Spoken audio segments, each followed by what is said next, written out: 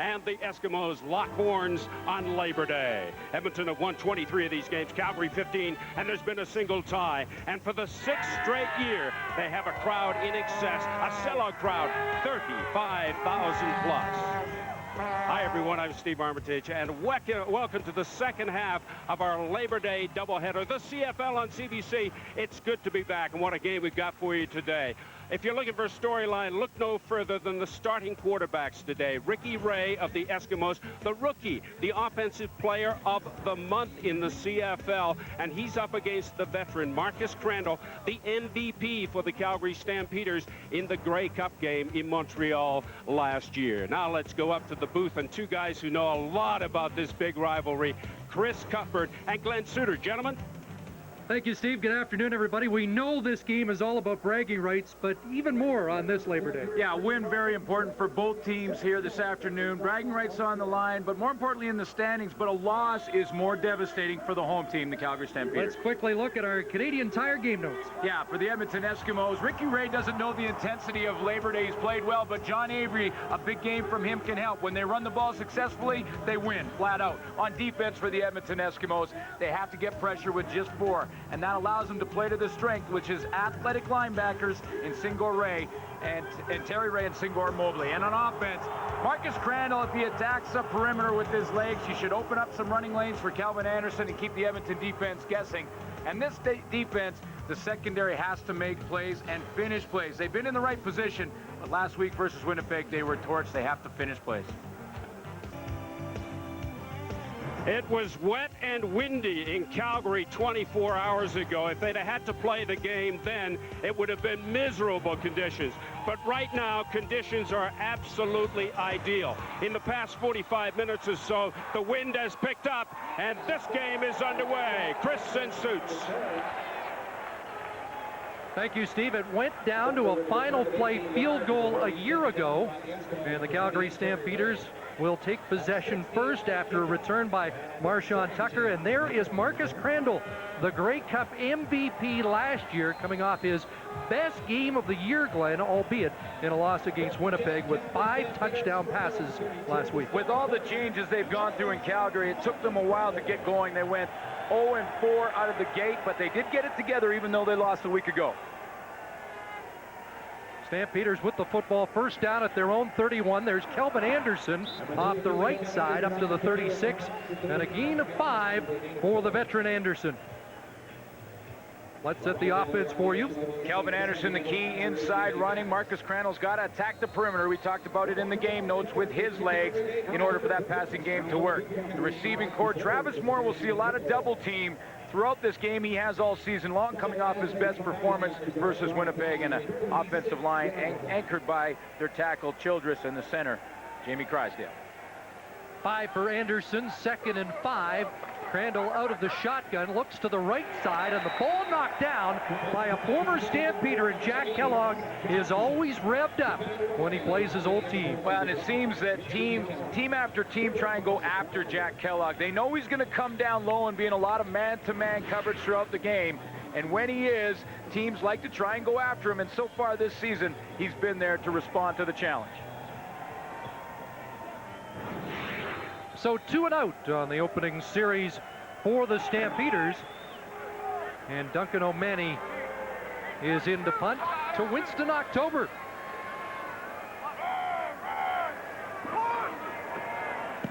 October with a 95-yard punt return a couple of weeks ago. A booming kick by O'Mahony. October from inside his 20. And he runs it back across the 30-yard line, met by Brian Nugent after that 57-yard O'Mahony punt.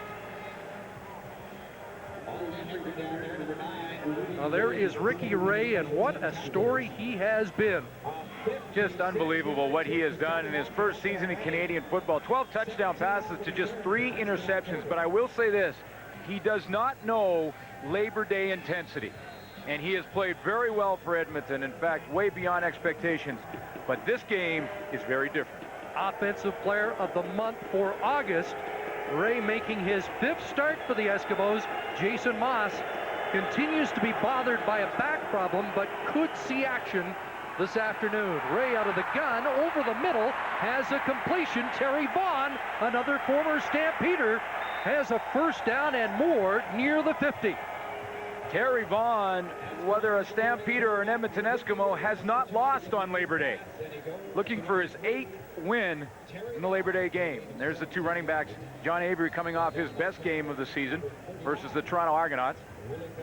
And there's Vaughn, maybe the best receiving core in the Canadian Football League, with Vaughn, the possession receiver, and Ed Hervey, the deep threat. And an offensive line that Tom Higgins says is the strength of his football team. 16 yards for Vaughn, the shovel pass inside, and there is Avery up to the 50, held to just a couple. Melvin Bradley, who was in the Eskimo camp, and there seems to be a little bit of that going on so far. The former S and Stampeders prominent in the very early going. Well, that front four has been a question mark all season long. They got Steve Anderson back from Edmonton for a 3rd-round draft pick, but it has been a question mark. Now, they do get Otis Floyd back in that linebacking core. He was here last year. They want him to be more aggressive in the run defense and a secondary that has to finish plays. 2nd and 8. Alondra Johnson showing blitz. Here he comes. Ray gets it away, and Vaughn drops it. Jason Bray was in coverage, and Alondra Johnson said he wanted to rattle the kid today. A lot of respect for what Ricky Ray has done, but he said he's still a rookie. Well, and this is the difference between this game and the other games in the regular season. The intensity dial is turned way up, and Alondra Johnson wants to make sure Ricky Ray knows he's around on every single play. In that series, Ricky Ray was pounded twice by the defense of the Calgary Stampeders. 3-time All-Canadian Alondra Johnson playing in his 12th Labor Day Classic. And Sean Fleming punts the ball away for Edmonton. Marshawn Tucker at his 15. And Tucker ran into his own man as he crossed the 25. That's a 45-yard punt by Fleming. An 11-yard return in the Labor Day Classic from Calgary. Field goal. AJ will point. You've got to know the distance from left to right. Okay, let's start. Now, next. Hey, whatever the strength, it don't matter. Once AJ calls it, play it. Make him out here, Rebel. Coach is talking about Alondra Johnson, saying he calls the strength of the defense. On that last Edmonton series, there was an open receiver in the middle. They didn't have the strength right. Jim Daly trying to straighten things out on the sideline for Calgary. Jim Daly's got his Labor Day game face on. There's a run up the middle, and it's very tough to run against this Eskimo defense. A.J. Gass meeting Kelvin Anderson, and we'll talk a lot about that exceptional linebacking core for the Eskimos this afternoon. Well, it's so athletic, the Edmonton Eskimo linebacking core. A.J. Gass's responsibility is going to be tackle to tackle, so it'll be 77 against 32 all game long. That'll be his responsibility, because they want to let Singor Mobley and Terry Ray be back in the pass defense. 2 for Anderson, 2nd and 8. Kelvin Anderson with just 23 yards in the first meeting between these two teams. Crandall throws a strike at the 40 in tight coverage. Kamau Peterson with the catch in front of Malcolm Frank. Defensive line that has Albert Reeves playing his best season. Kelvin Kenny gets the start at defensive end. They've gone through a bunch in this lineup this season at the end position. There's the athletic linebacking core. Singor Mobley and Terry Ray in pass coverage provide a whole bunch of different looks for Edmonton. And a secondary that's had to make a last-minute adjustment. Shannon Garrett was stepped on in practice and is out. Jerome Peterson goes to halfback. Fabian Burke starts on the corner. Initial first down for Calgary. Here's Crandall rolling out, taking off, and he'll dive ahead to the 45. And Glenn, that's something Wally Bono told us yesterday. He wanted to see Crandall pull the ball down, run the ball, and put a little pressure on that Eskimo defense. What it can do is it can cause those defensive ends to widen in their stance. If you can get those defensive ends to respect the fact the quarterback's going to go outside like that in Marcus Crandall, now the ends will widen. Alfred Payton will take a couple extra steps outside.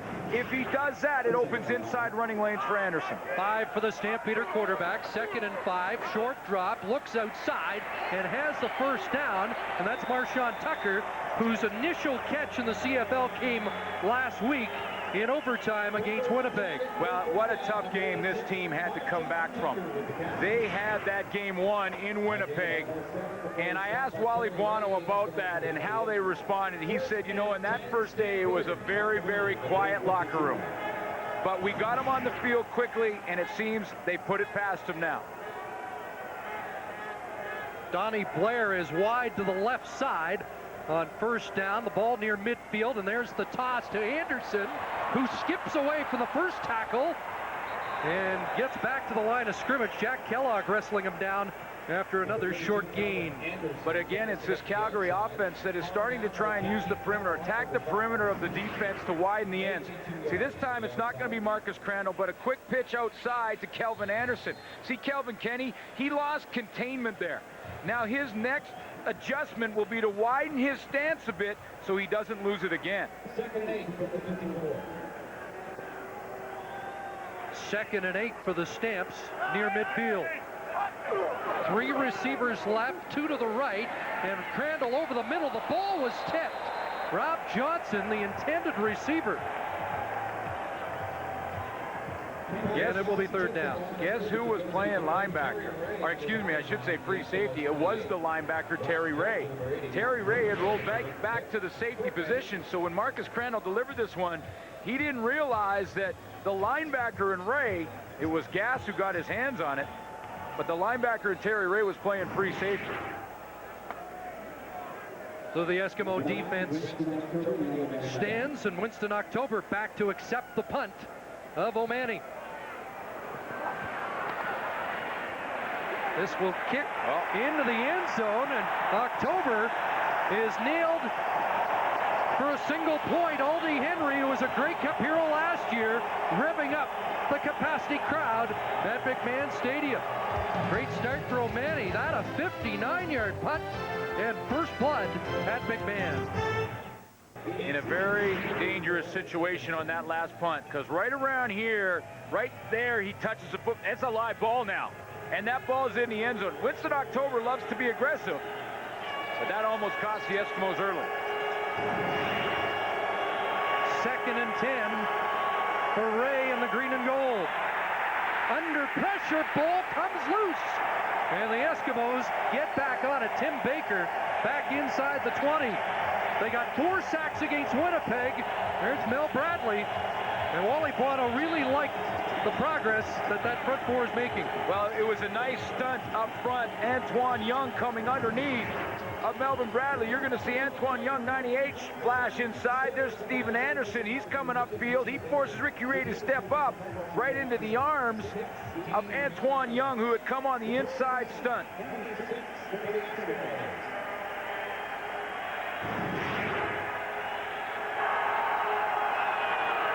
So a punting situation, and Fleming. Marshawn Tucker at his 49, crossing midfield, and met at the Edmonton 50. Glenn Young leading the charge for the Eskimos, but terrific field position for this Calgary offense. Now under the offensive coordinator, Jacques Chapdelaine.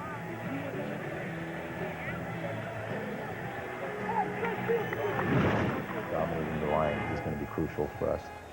The play of our linemen, the play of Kelvin, and Marcus being able to read the defenses. I mean, Edmonton does a very good job as far as giving you different looks and changing those looks. So we have to be disciplined. There's Chapdelaine's thoughts as Crandall on the roll. He'll pull it down and is across the 45, close to 7.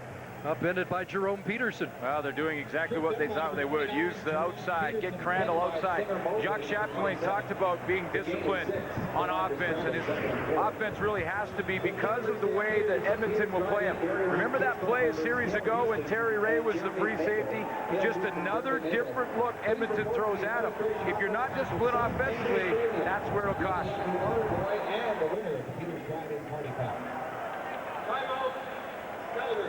Stampeders have taken a timeout here. There was some confusion as they broke the huddle. 2nd and 4, and Marcus Crandall not wanting to waste the down. Wally Buono said twice last week versus the Winnipeg Blue Bombers they had penalties for 13 men in the huddle. He said inexcusable mistakes. He said, we have 4 or 5 different formations offensively. On all the formations, there's different personnel, but they know when they should be on the field. And those are mistakes that will not be tolerated. So Crandall calls the early timeout so that they don't have the penalty to put them back any further. But it does burn that timeout. You get 1 per half. 1 per half, 2nd and 4. Moore in motion left side. Anderson with the carry to the left side to the 40, and he should have the first down. Help from big Jamie Crysdale, who's pulling that Crysdale out and around and leading the way for Kelvin Anderson. Big 67's coming around the corner. Here he comes, right into your living room. And Kelvin Anderson just got to read that block, and as soon as Crysdale decides if he's going to kick him out or push him back in, Kelvin Anderson comes off it. 6 straight 1,000-yard seasons for Kelvin Anderson, who on Labor Day last year broke the all-time Stampeder rushing mark held by Earl Lunsford. A lot of steamboats for Crandall and a wide-open receiver. There's Donnie Blair, the Calgary native, playing in his first Labor Day Classic wearing red. All 3 linebackers got laid out of there for the Edmonton Eskimos because of the play action. Watch the linebackers scramble to get back. A.J. Gass, Singor Mobley. They're all real tight to the line of scrimmage, and that's why in behind the coverage, Don Blair is allowed to get open because those linebackers have snuck up. You know, the numbers aren't great for Donnie Blair, but he told me yesterday, I'm starting to feel a part of the offense. I understand my role, and now another completion. Crandall inside the 10, hooks up with Travis Moore and tippers Blair. Terry Ray's involved. This is the intensity of Labor Day. This is not just another regular season game. Travis Moore fired up. He was held in check, shut down in the opening game of the season with 1 catch for 5 yards. And if you think Travis Moore's fired up, how about our old buddy, Danny Kepley? Yeah. We'll be watching him today. If he could have suited up today, he would have paid any amount of money for the opportunity. And Chris, there's lots of football left in this game. He just made before it's over. Stamps on the march. 1st and goal from the 8. Crandall. Oh. Complete touchdown. Do you believe that?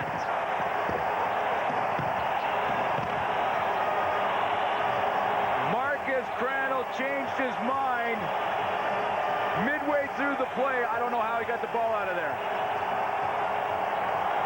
The old fall away, fade away. That play was designed to get Crandall around the corner, but he got cut off. And when he's cut off by Alfred Payton, he puts the brakes on, and as he's going down, he gets it out of there. Travis Moore had 3 catches for touchdowns last week. That's his 7th of the season. And the Stampeders convert that unorthodox Crandall touchdown pass into an 8-0 lead.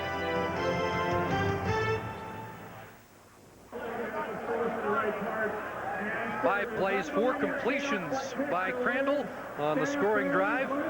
Using a little play action and getting Travis Moore and Don Blair on the right side of that formation involved. And one of the things that Tom Higgins was talking about was the change in his secondary and the last-minute change this week with Shannon Garrett. Some concern that they won't make the adjustments in time. Mark McLaughlin kicks it off, and it will be Winston October from the Edmonton 10. And October, always dangerous, up across the 50. Collared by Otis Floyd, who has returned to the Calgary lineup. Defensive coordinators will always say if you can get the quarterback on his back, he can't complete many passes. Well, they may change their mind because Marcus Crandall was on his back when he completed this one. First of all, how did he see Travis Moore? Second of all, how did he get it to him? Unbelievably athletic play from Marcus Crandall. Travis Moore's first ever touchdown catch was in the 1994 Labor Day Classic. Let's see how the rookie Ricky Ray responds. after the 41-yard return by October. First running play, and it's the speedster, John Avery, into Calgary territory. We're talking about Dan Kepley. He says he has never seen a faster running back in the Canadian Football League than John Avery. Well, and that's with Ron Williams on the shelf. Are they ever lucky to have John Avery in camp? They were over the limit coming in. That's why Darren Davis was traded, and John Avery had a breakout game last week versus the Argos with 161 yards rushing, the second best from a running back in the CFL this season. He is lightning quick, even more so, they say, on the artificial turf as opposed to the natural grass surface at Commonwealth Stadium. Second and short, and Davis bounced off the initial hit, and the first penalty marker of the game flies. Well, and it'll be interesting to see what happens in a week or so, because Ron Williams is close to coming back from his injury. Calgary 92, first down. Steve Anderson called for the face mask. Dave Ewell in charge of the Labor Day proceedings. Well, you saw Wendell Davis trying to break out of there. There was nothing at the point of attack, and you can see Steve Anderson with the right hand right over the face mask, and Wendell Davis wanted to make sure the ref saw it. You know, it's amazing to me, Glenn, that not one of Calgary's front four employed by Wally Buono was in training camp. Right. He had to rebuild after the training camp rebuilding didn't work. Here's Avery, and what a scat back he is, down to the 25. Well, great moves in a lot of traffic, but it's a good point on that defensive line, because Wally Buono had to rebuild the defensive line a couple of times. The defensive line that played in the Grey Cup last November left this football team, including Joe Fleming, who was as important on the field as he was off the field and in the locker room, to retirement. So they had to rebuild it, and then they had to rebuild it midway through this year. Second and 2 for the driving Eskimos. Again, Avery had a big hole and another first down at the 21. Bradley and Rogers, the inside men on that front four. The tackles bring down Avery. Well, with John Avery's 161-yard game, and I asked Tom Higgins about it, and when they were expecting this to happen a lot earlier with Avery and his great ability, and they just said, you know, he had to get in CFL shape. 20-second huddles are different than the National Football League. Former first-round pick of the Miami Dolphins. First down, Ray releasing it, and Terry Vaughn scampers down near the 10. You know, on a play like this, Terry Vaughn really becomes a running back, and throughout his career, you could almost say he is a running back playing the receiver position because of what he does after the catch. And this is really just a glorified running play where he dumped it underneath, almost a shovel pass to Terry Vaughn. Won a cup with the Stamps in '98. Moved over to Edmonton and has never lost in this game. And obviously he thrives on playing his old teammates. A measurement. And a first down for the Eskimos as they try to answer back after that scoring strike from Crandall to Moore. And have done a nice job in this drive already, and it's been the John Avery drive for the most part. They can make a first down without scoring. Ball at the 11. Tucker in motion. Tucker, the receiver. Jason Tucker to the 5. And he's out at the 3. Well, some great blocks down the field from Ricky Walters to help Tucker get to the outside. Scott Robinson also helping out from the receiver corps. This is a play designed to get Tucker outside here. Once he gets the football from the motion position, Tucker now gets it. Now you have to have some blocking. It's basically just a screenplay. Watch Ricky Walters to the bottom of your screen. He gets enough for Barnes. That kicks him out, and Scott Robinson also. Those blocks aren't made. That play goes nowhere. Elephant team in for the Eskimos. 2nd and 2. And it's Avery, and he's pushed back. Avery doesn't get the first down as Otis Floyd, a run stopper, reinserted into this lineup, comes up with the hit. It's hard to imagine that with the intensity of this game, with either team down on the goal line, that you're just going to be able to power your way into the end zone over a couple of yards. There's just too much adrenaline pumping down there right now, especially on the defensive side of the ball. Well, they rule the forward progress of Avery. Got to the 1, and that requires a measurement. I think he'll be inches short. Well, more than a few inches. Yeah, they're only an inch or so from the goal line, so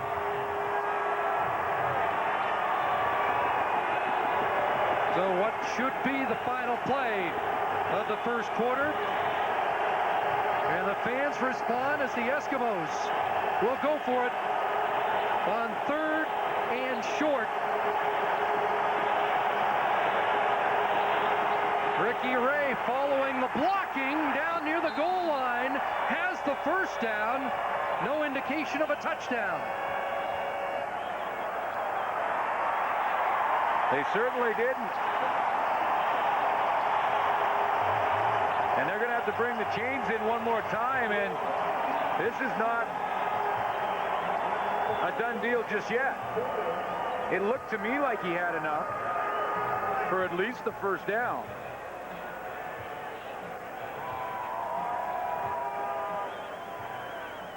But anytime those chains come in, just enough. And Tom Higgins relieved he had a chance at making that first down without having to score the touchdown.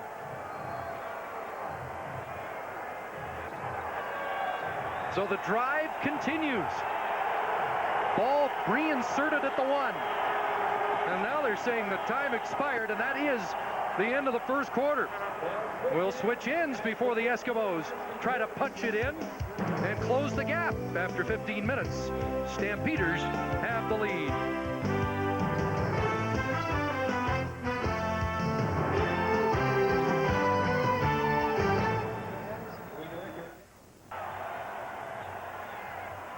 A Duncan O'Mahony single and a touchdown pass from Marcus Crandall to Travis Moore, providing Calgary with an 8-0 lead after 15 minutes of play. Well, with Edmonton on the doorstep here, you can see that the score could be very close in a second. The stats very close already. Time of possession favoring the Calgary Stampeders. No turnovers by either offense. A close call by Winston October in the kicking game, but he did recover it in his end zone. But the October kickoff return kick-started this Eskimo drive, which started at their 52-yard line, and this will be the 9th play of the drive as they try to close the gap and push it over. Ricky Ray, Wendell Davis, and the big fullback in for an Eskimo score.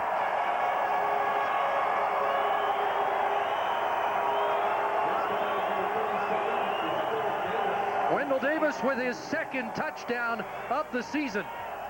Well, with 3 cracks, you know that Edmonton wants to, at least on 1st and 2nd down, stay conservative, just try and run it right down the middle. And that offensive line got low and got leverage. And that's what it's all about down on the goal line. Which team can get their pads the lowest and get the most leverage? Tough to bring down the big fullback who's 6'2", 250. Sean Fleming to add the extra point. Low snap, but pinned well by Jason Moss. And it's 8-7. And Jason Moss will do the holding in this game, but he could play. I talked to Tom Higgins about it. He said that his back and neck problems are feeling a lot better, and that if he's has to come in, if need be, that they'll pull the trigger and bring Jason Moss into the football game, the guy who started the season. Frustrating year for him. He's had a slight shoulder separation, missed 3 games, and now the sciatic nerve acting up, and he has had a lot of difficulty with that. The Eskimos, though, have had some extra days this week, and they have helped Moss. And it's interesting, the same problem for Calgary backup Kevin Federick has knocked him out of this game, so Darnell Kennedy is the backup for the Stampeders. But it's pretty nice for Tom Higgins to have the luxury to go to Ricky Ray, who can put together a 9-play, 58-yard scoring drive. And around the league, they ask, where do the Eskimos get all these quarterbacks? Well, Rick Warman, former coordinator in Winnipeg and former Stampeder quarterback, was the guy who really sold Ricky Ray to the Canadian Football League. He's playing in Arena. Here's Marshawn Tucker. Had a little trouble with it, but warming up. And he is nailed at the 23-yard line. Singer Mobley and Donnie Brady in on the tackle. Well, there is no doubt that this guy is a player. Amazing composure he has shown in his rookie season. The thing that I've got going for me is I really don't know what it's going to be like. So I don't have to get too worried about it, I guess. You just got to go out there and try and it's going to be a tough environment, but you just try and go out and block the crowd out. Try and do well early, try and take the crowd out of it early, and just go out and execute the offense. Now back to Calgary's offense, and Kelvin Anderson with some positive yardage. I love the clip from Ricky Ray. I don't know any better. I'm just going out there playing football and having fun, and he certainly has played well. But you see Kelvin Anderson now for Calgary getting involved. Remember we talked about those defensive ends having to widen as Crandall ran early in the game to the outside? Well, now they're going back to the middle in the second quarter with Anderson.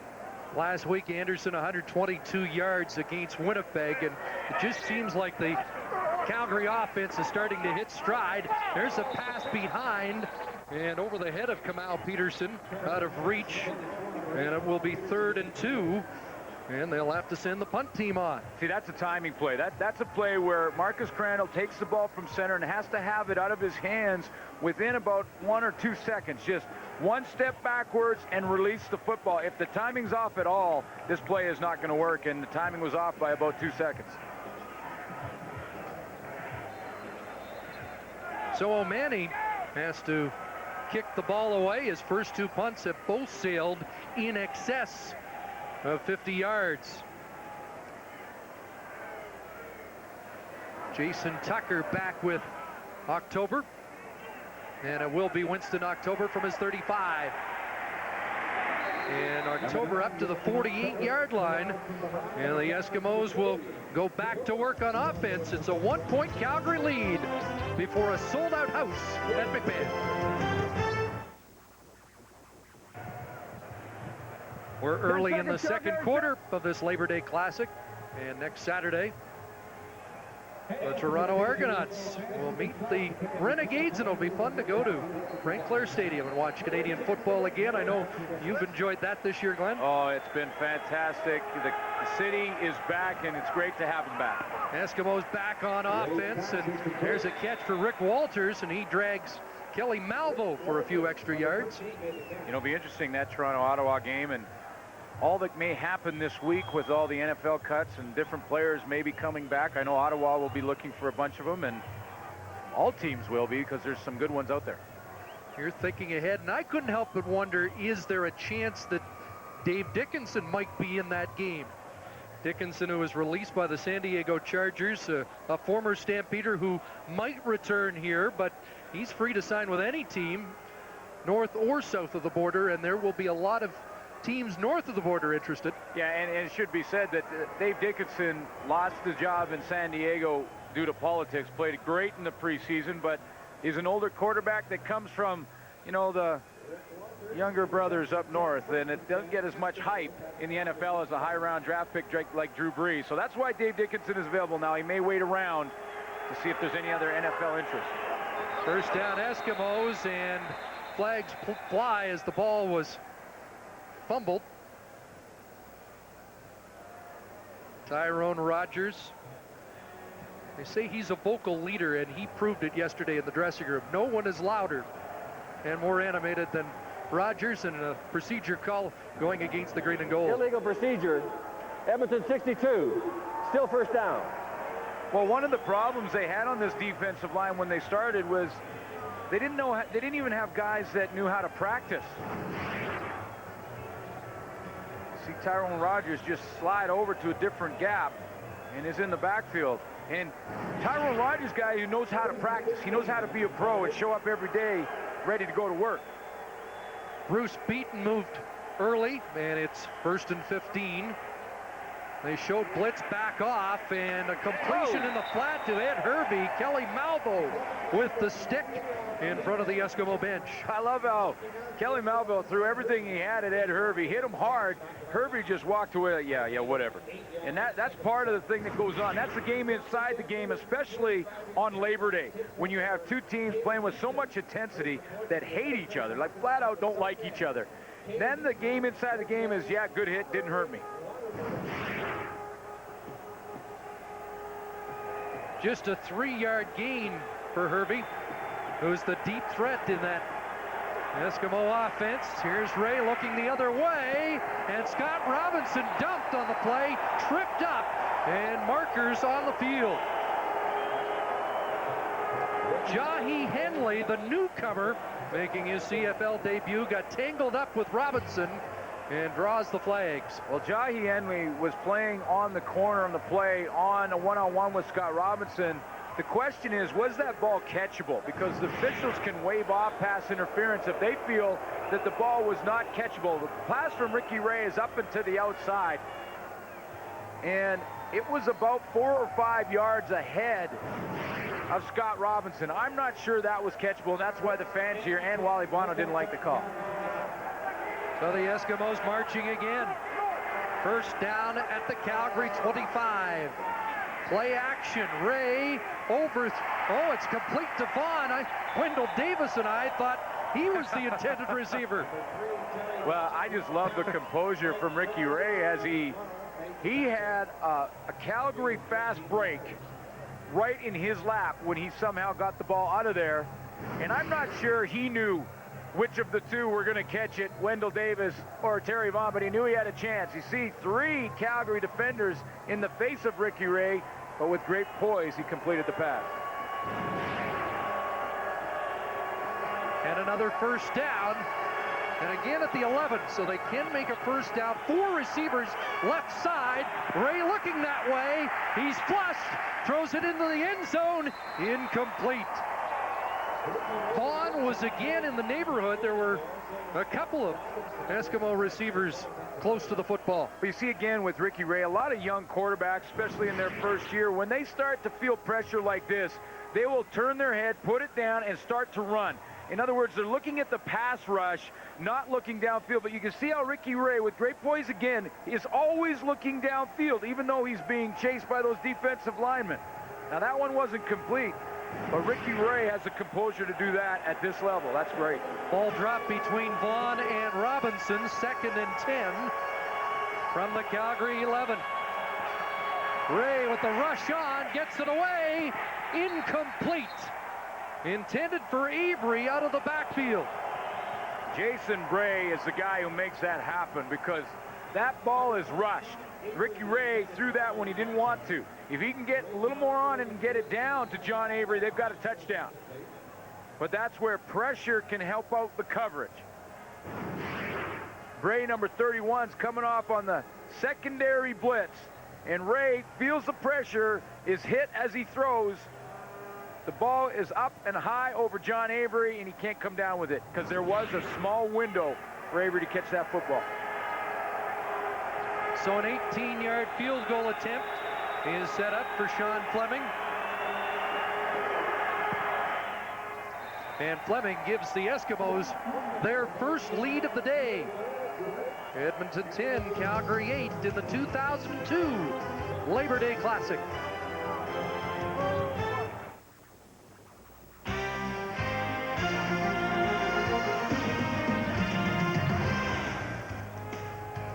Great to be back for another season of the CFL on CBC, and a special hello to our viewers in the United States on the America One, Fox Sports World, Yes, and Sunshine Networks. Calgary back on offense. Crandall under pressure. Throws incomplete. Just over 10 minutes left first half.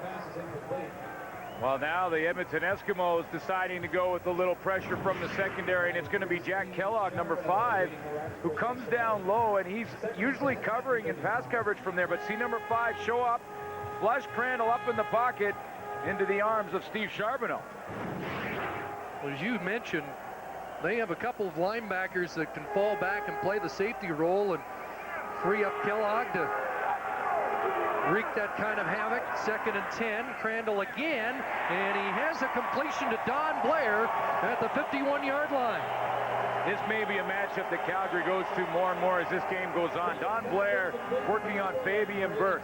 Because of the late injury to Shannon Garrett, Fabian Burke is forced into play the corner, and they really have to make 2 changes because Jerome Peterson goes to halfback. So now Fabian Burke, who hasn't had a whole lot of game playing time this year, has to go out and face Don Blair. So they may go to this matchup more and more as this game goes on.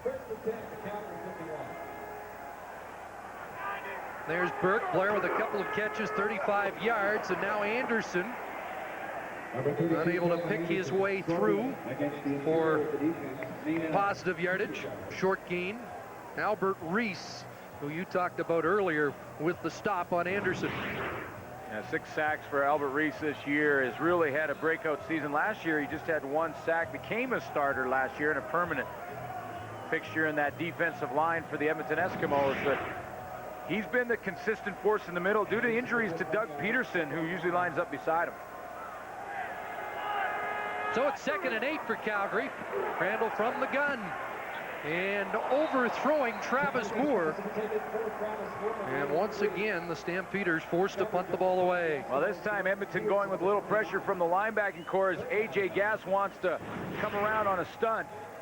Travis Moore, when he sees that pressure, he's got to break off this pattern a little early. You see, that pattern had to develop more. The call play in the huddle was for Moore to take about 4 or 5 more steps deeper and then come back, and that's why the timing wasn't there. But A.J. Gass had the pressure on the quarterback.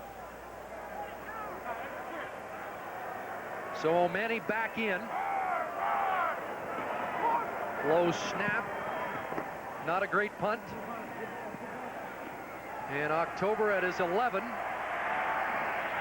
And he is swarmed as he crossed the 15-yard line. That's where the Eskimos will put the ball back into play. Under 8 minutes to play, first half at McMahon Stadium. The ball at the Edmonton 18. John Avery and nothing doing on the right side as he is swarmed and brought down. Here's how Calgary's going to run it. When the Edmonton Eskimos have 2 backs in the backfield, John Avery and Wendell Davis, that's when they'll bring in the extra linebacker in Otis Floyd. He's back in the lineup for the first time this week. So Otis Floyd comes in to help out to stop the run when they have 2 backs. When they go to 1 back and John Avery and they bring another receiver in, that's when the extra defensive back comes in, the nickel back for the Calgary Stampeders.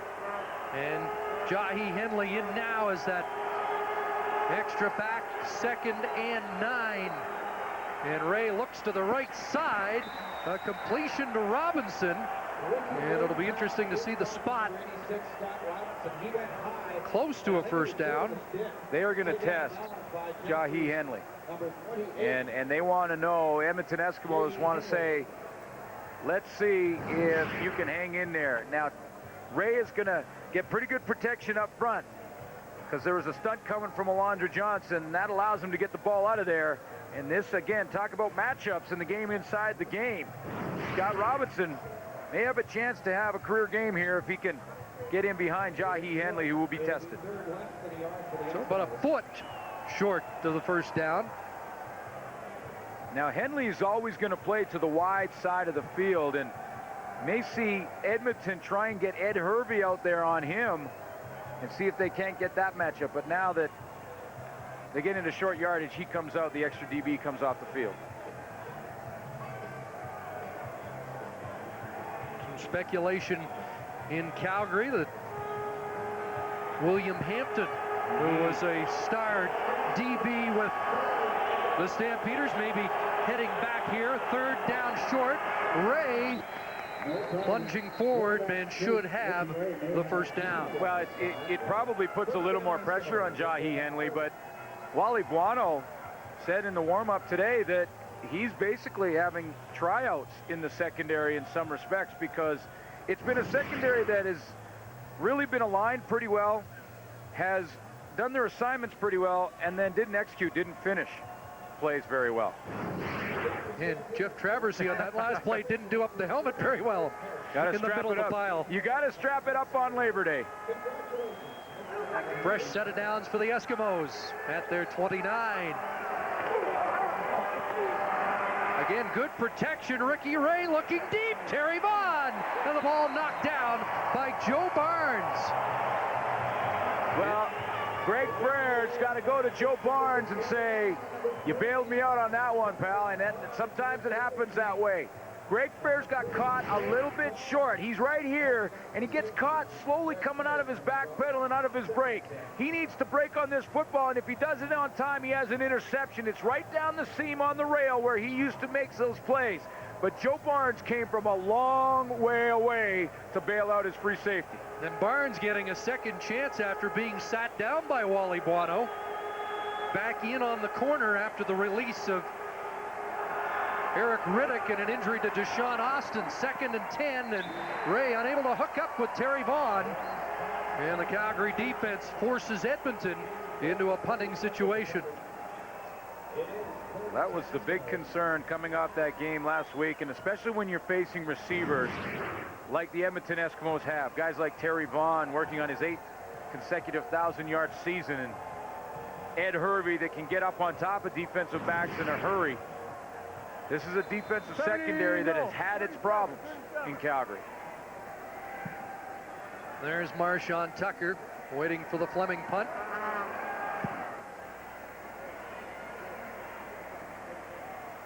Tucker from his 38. And Robinson brings him down. A penalty marker also dropped on the play after the 43-yard punt by Fleming. To me, like, Marshawn Tucker was almost ready to wave fair catch. Can't do that. Sort out the flag. And we will return to McMahon.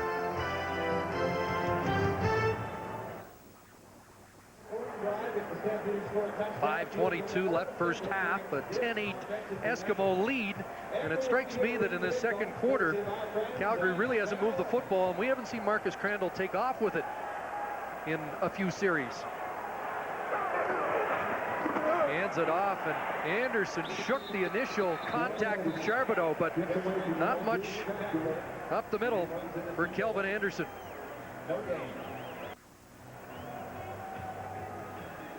You make a good point, because Kelvin Anderson not having a lot of room in the middle, they work together. Crandall's got to work the outside. No gain for Anderson. 4 receivers wide side, and Terry Ray nails Crandall.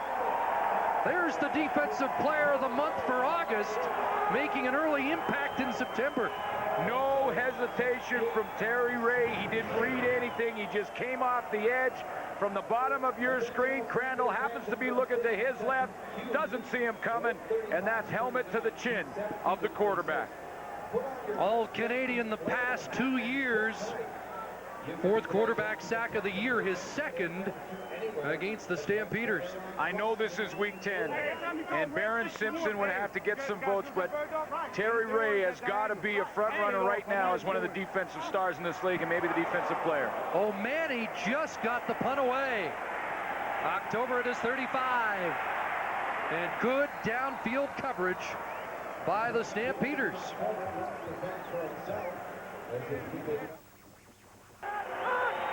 Well, it's been more of a defensive struggle than we might have anticipated. John Avery trying to change that, and he nearly busted that up across the 50 before the safety Greg Freres brought him to the turf. Well, and that's what Edmonton can do, because when we talked about Otis Floyd coming in to stop the run with a 2-back set, well, Edmonton doesn't necessarily have to go with 2 backs to have success in the running game. John Avery was the only running back on the field, so the extra DB's in. You may see Edmonton run the ball more in that set and try and keep Otis Floyd off the field. First down at the 52. Back to Avery. Nothing doing. He'll be stopped at the 50. He ran into Mr. Rogers' neighborhood. Yeah, good push. The offensive line trying to slide to the right and just pick up the gaps this way. And as they do, in comes Tyrone Rogers, and he just turns around, spin move, and is right in the backfield. Avery has nowhere to go. So they're giving us the 3-minute warning here in the first half at McMahon.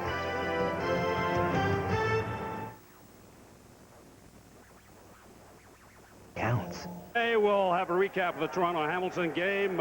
Chris and Suits will analyze this one, and Chris Walby will have pro tips. Guys? And if you joined us late, Tiger Cats prevailing today. Ricky Ray with a little bobble of the shotgun snap, but he does throw a completion into Calgary territory. Jason Tucker with the catch. And again, unflappable, one of the descriptions of Ray. Yeah, and not only does he have problems with the snap, almost stumbles, and at the same time, Calgary is coming with a blitz from Alonzo Johnson. And through all of that, Ray calmly throws a strike to the outside, and that was a tough throw to make, about a 40-yarder. You know, that's just his character, but he did suggest that maybe playing in the Arena League where you have to make quick decisions on every play has helped groom him for this. John Avery, and the door was slammed shut there by Willie Fells. Fells with 15 tackles against Edmonton in the opening game of the year. Well, this is a type of play from a linebacker that you cannot coach. You can't coach Willie Fells to snip this one out and be in the backfield that far on a running play, stop John Avery before he even gets a chance to barely get the football. That's instincts from Willie Fells. He got in a little trouble last year with some comments about Robert Drummond. Got in the doghouse, but he worked his way out of it with some fine play down the stretch. Ray brought down, and the pass incomplete on 2nd and 14. You know, I think the pressure coming from the field side where Ray was looking from Steve Anderson is really what distracted him. See Anderson upfield so far? That distracted Ray a little bit. He had to step in. He wasn't ready to throw the football, and then the pressure came from Antoine Young. Antoine Young in his 5th game, and the Stampeders see a lot of potential in that late addition to the Calgary front four. 3rd down, and Fleming. High kick into the end zone and through for the single point. And so the Eskimos now have a 3-point advantage. Both defenses playing well so far in this first half of this Labor Day Classic. And another one from Steve Anderson, Antoine Young. Anderson gets the pressure from this side, and Young's going to come from the backside. See, Steve Anderson is wide. Look at how quickly he's up the field. Great move from Antoine Young, who, by the way, was in Edmonton's training camp, and now maybe wanting to make a statement. Another one. Yeah. But those bookends, the defensive ends, work together. Good pressure from one side can open up a move from the backside. 2 minutes for the Stampeders to try and regain the lead here. And a completion to Blair, who shakes a tackle and crosses midfield. Don Blair has been a preferred receiver of Marcus Crandall in this first half. And it's smart. Jacques Chapdelaine looking at the changes that the Edmonton Eskimos had to make, and why not go after Fabian Burke? See what Don Blair can do. So far he's had a couple of catches, and then you get this one where he breaks the tackle of Fabian Burke. You know, Don Blair and Crandall were former Eskimos in camp a number of years ago when Crandall was 3rd on the depth chart. And Blair was saying yesterday, we'd be wowed by what Crandall could do when he got a chance. They said, who is this guy, the number 3 man? There's Anderson, and Kelvin plunging forward to the 50. Well, Kelvin Kenny just had enough of containment on Kelvin Anderson to make that one bubble a little deep and allow the pursuit of the Edmonton Eskimos to get there. Kelvin Kenny's been playing well here in this first half, dominating his man. A late pickup for the Edmonton Eskimos. But see how he gets just enough depth to bubble Kelvin Anderson a little deeper in the backfield, and that allowed the pursuit to get there for Edmonton. Kenny, the 6th man to play that position for the Eskimos this year. It's 2nd and 7, and Crandall pulls it down, and he'll have a first down at the Eskimo 40-yard line. Boy, plays like that just give me the flashback. Remember Jason Moss last year in this game on the final drive, using his legs, and you know, quarterbacks can really break the back of a defense when you got them covered downfield. Everything looks pretty good, and then the quarterback takes off and runs. That's what Wally Buono was talking about. He can extend drives with his legs, and a pass that seemed to catch Moore unaware, incomplete. Donnie Brady, he came up and was physical with Travis Moore at the break point. And when he was, it took the timing away from the pattern. Jacques Chapdelaine replacing George Cortez, who's moved on to the University of California, Berkeley. They won one game last year. They've already won one game this year. Their opener, 70-24 over Baylor. Do you think George Cortez is a happy guy today? And we're sure he's watching from California with great interest as Kamal Peterson, the fine second-year receiver, pulls one in. Well, see, that's the difference. See, Kamal Peterson on Malcolm Frank. Malcolm Frank didn't get his hands on Peterson. The first time Brady got his hands on Moore, disrupted the timing. That time the ball comes out on time. Kamal Peterson has turned perfectly and the ball arrives. Peterson, who shredded that secondary last year in the Western Final, 5 catches and 2 touchdown receptions to send Calgary to the Grey Cup. Stamps are marching. Crandall first down, but down he goes. Alfred Payton with the sack, but there is a marker on the field. Now Alfred Payton got his hands up in the face mask area of Marcus Crandall, but the flag came from the umpire, which usually indicates holding. Holding. Calgary number 50. Penalties declined. Second down. Jay McNeil, the holding call, and Alfred Payton was sacked number 141 of his CFL career. And he moves into 3rd place on the all-time list, ahead of James Quick Parker with his 9th sack of the year. Bobby Jerson at 142 is in 2nd place, so he may get there this afternoon.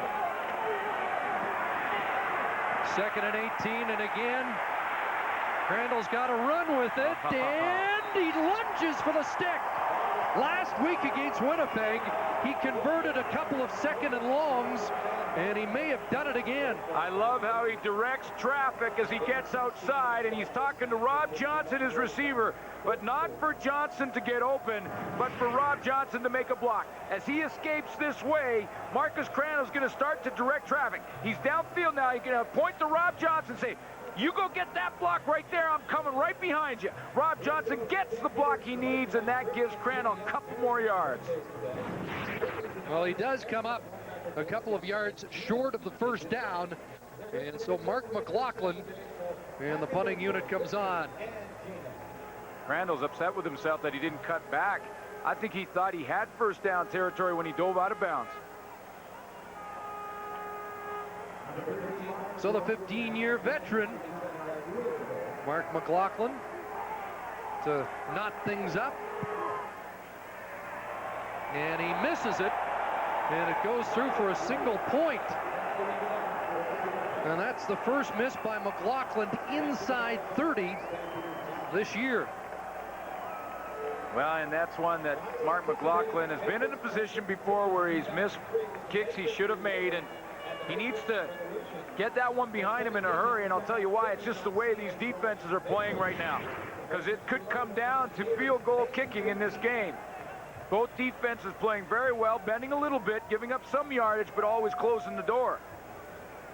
So McLaughlin has to file that one, come back. And he knows how to do that. He's been around long enough.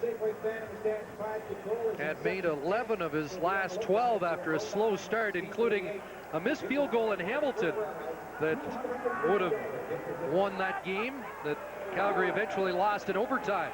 Here's Avery, burst up the middle, and John Avery crosses midfield, and with a baker's dozen left on the clock, the Eskimos can think about adding to their point total. Wow, good blocks at the point of attack there for the Edmonton Eskimos, starting with Dan Comiskey on the left side along with Bruce Beaton. And they're going to get some nice blocks right up in there. Number 67, Bruce Beaton with the kick out. That opens up the hole at the point of attack.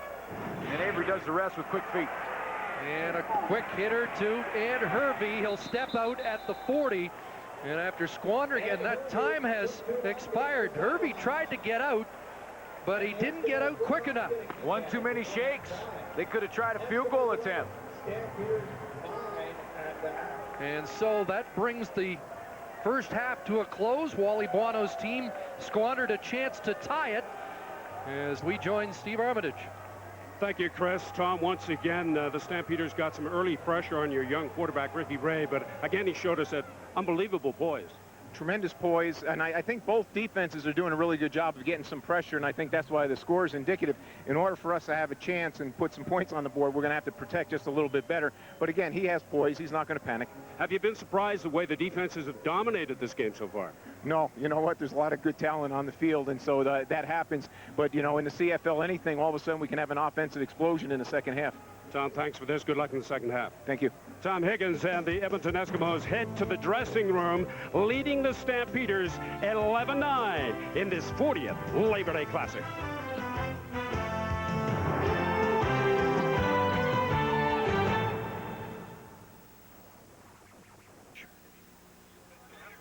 Wally, much has been written and said about your front four, but I thought it was your secondary that was outstanding in the first half against the Eskimos. Well, our defense has played well. They got a lot of weapons on offense, and, you know, right now it's a very close game, and it should really be tied.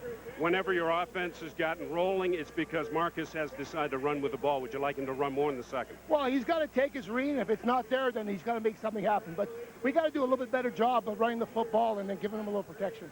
Thank you, Wally. Thank you.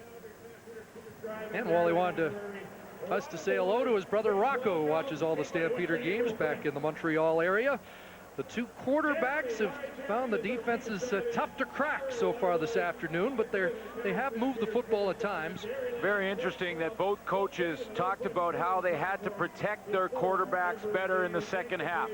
Get those offensive line, maybe get some help from running backs in the protection scheme. Dan Kepley conferring with Tom Higgins, perhaps saying, "Put me in, coach."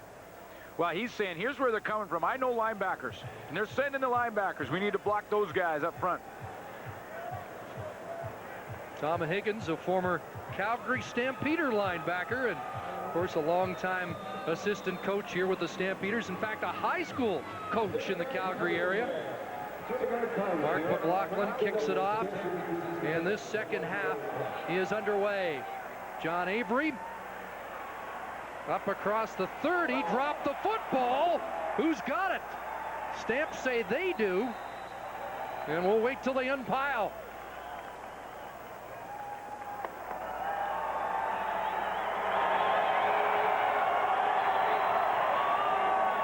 And it's taking a long time to unpile. What's amazing is that they're still fighting for the ball at the bottom of that pile. And until the ref can see who has control of it, he won't make the call. Joe Barnes, now the Eskimos, and yes, the signal, the Eskimos retain possession. Well, just as the halftime goes by and we talk about no mistakes, no turnovers from either team, the hit right there popped the ball out, and John Avery, and it looked like he may have got it back himself. At least he scooped at it first. The guy who lost his lid caused John Avery to lose the ball. That was Kelly Malvo, but Avery gets bailed out. John Avery's had a little trouble holding onto the football, his 5th fumble of the year, but that one didn't cost the Eskimos.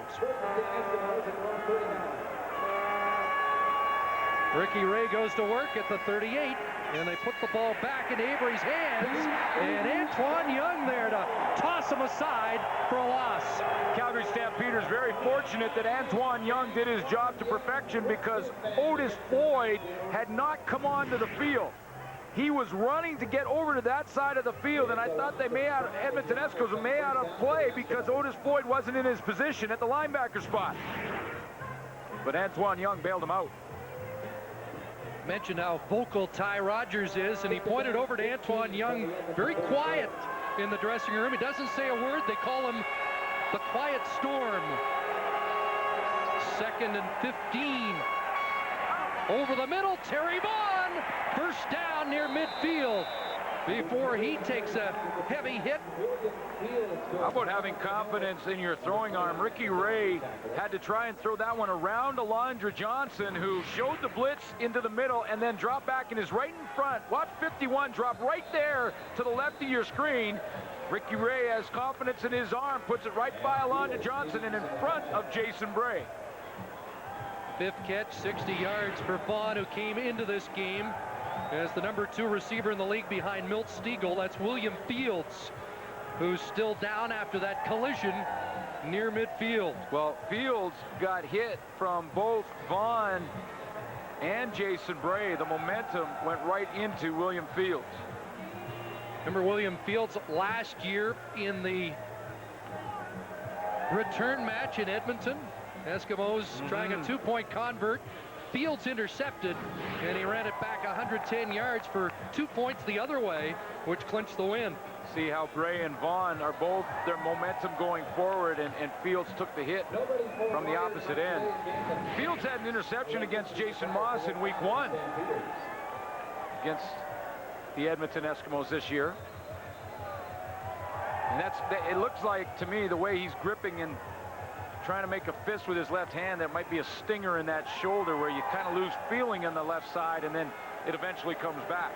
So Henley has to come in his first CFL game. A first down. Avery, look at how quick he hits the hole and accelerates. And another first down before Lawrence Deck brings him down. Deck, the extra DB in.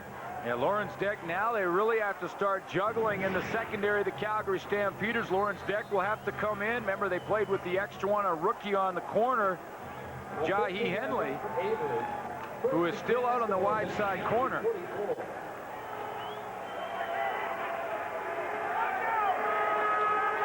Four receivers right side, 1st and 10. Ray, and Tucker dropped it and nearly picked off and then almost caught by Leo Groenwagen.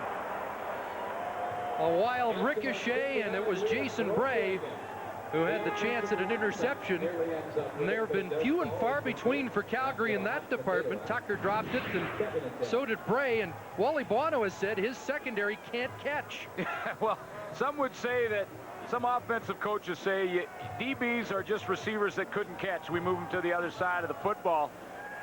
But it's making those plays that make the difference between winning and losing. And that's why Wally said they lost in Winnipeg. Didn't make enough of them. Just 5 interceptions on the year for the Calgary secondary. 2nd and 10. Ray has to get out of there. Still being pressured, and wide open is Terry Vaughn. Look at him duck one tackle, spin off another, and that's why he's one of the most exciting players in the Canadian Football League. They paid a pretty penny for Terry Vaughn, and it's worth every penny, because this is what he does to spark his offense. This play looked like it had no chance. Ricky Ray was caught in the backfield. Again, he just bounces off it, no problem. He steps back in the pocket, pressure right there in front of him, and here they come again. And Terry Vaughn is the dump-off valve. Watch what he does after the fact.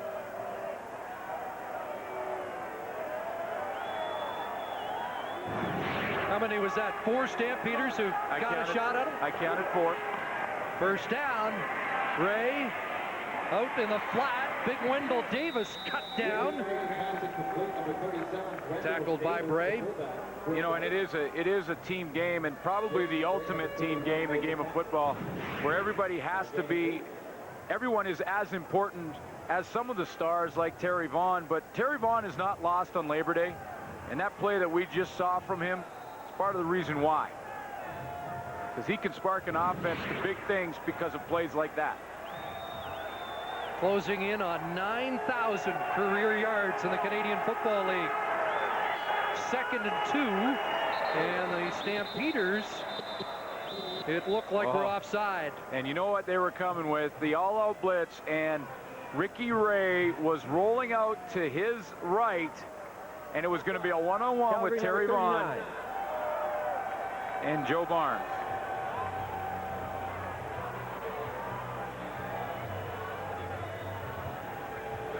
So a first down. Willie Fells called on the offside. Well, Ricky Ray, that's another thing that he's done, and something that usually doesn't happen for quarterbacks till year 2 or 3, where they use the snap count and use their voice to try and dictate the defense. See if they can cause them to come offside with their voice. 1st and 10 from the 16. Ray looks to the left side, and he has Avery drop the ball again. This time, Calgary's on it. Melvin Bradley with the recovery. Alondra Johnson was a heat-seeking missile coming across, and he pops the ball right out of there. So the Eskimos turn it over deep in Calgary territory. First turnover of the game. And let's take a look at the Canadian Tire game notes. Well, we thought with Edmonton, Avery was going to be a factor, and he had in the first half. That was his first mistake to cough that ball up. And defense, Alfred Payton was his 141st sack. They have been going with the four-man rush in that Edmonton defense. Calgary Stampeders need to get Crandall out. In the first series, he got a lot of that 37 yards, but after that, they've dropped off. Crandall running. Wally Buono talked about establishing Calgary's run. And then the defense allowed 149 yards through the air. Terry Vaughn with the 5 catches. Game notes brought to you by Canadian Tire. Let's get started. So again, Wally Buono's secondary is starting to show some signs of what happened last week when they gave up the game. Couple of yards for Kelvin Anderson. 2nd and 8 for Crandall, looking for a play to get them some breathing room. Picked off, and Malcolm Frank will dance in. Touchdown. I think that ball was touched at the line of scrimmage. Well, the man that Tom Higgins said yesterday was their best in the secondary comes up with the biggest defensive play of the game. Marcus Crandall, if that ball wasn't touched at the line of scrimmage, the hands up at least affected the throwing motion. It was Alfred Payton off the edge, and Crandall had to put more air on that football. And when he did to the field, to the wide side of the field like that, it gave Malcolm Frank more time. Yeah, 2 minutes out. They can't run 2 minutes over. 34-year-old veteran of that Eskimo defensive secondary. So they trade turnovers here in rapid fire, and the Eskimos will take the trade-off. There's Swack. And Frank takes Crandall's pass into the end zone. To his feet after the successful Edmonton convert. Alfred Payton did get his hands on that throw from Marcus Crandall. And when offenses try and throw the out to the field and this has got to be a precise throw. Off the top of this, you're going to see Alfred Payton leap up in the air, and with his left hand, he makes the ball a spiral, but he also pushes it up higher. And when it is, it takes more time to get there, and Malcolm Frank has time to pick off that pass. Second interception of the season for Frank, a graduate of Baylor, still stinging from the George Cortez whipping yesterday at the hands of University of California, Berkeley, but feeling pretty good about that touchdown that has given the Eskimos a 9-point lead with 9 minutes to go in the third quarter. Marshawn Tucker. And Tucker up near the 40-yard line. Well, the teams played error-free in the first half. The balls hit the carpet a few times and turned over twice in this second half. Yeah, you know, we thought it may be the first offensive mistake. We saw 2 of them in a row, but maybe we should have said the first team that could take advantage of the first mistake, and that's what the Edmonton Eskimos' Malcolm Frank did. Early in the first meeting of the year, Crandall threw an interception to Singer Mobley, and he returned it for a touchdown. And the Stamps really didn't recover. Anderson again having trouble getting positive yardage on first down. The Stamps' goal is to get at least 5 yards on 50% of their running plays. And I don't think Anderson has been able to hit that success rate so far today. Well, to keep him involved in the offense, though, alleviates some of the pressure on Marcus Crandall, because if it's just pass on every down, that defensive line for Edmonton pins their ears back and are ready to go. You have to keep the running game involved to keep them honest. 2nd and 7. Crandall looks downfield. There's Don Blair. And once again, he's been their best receiver, taken heavily into the bench by Fabian Burke.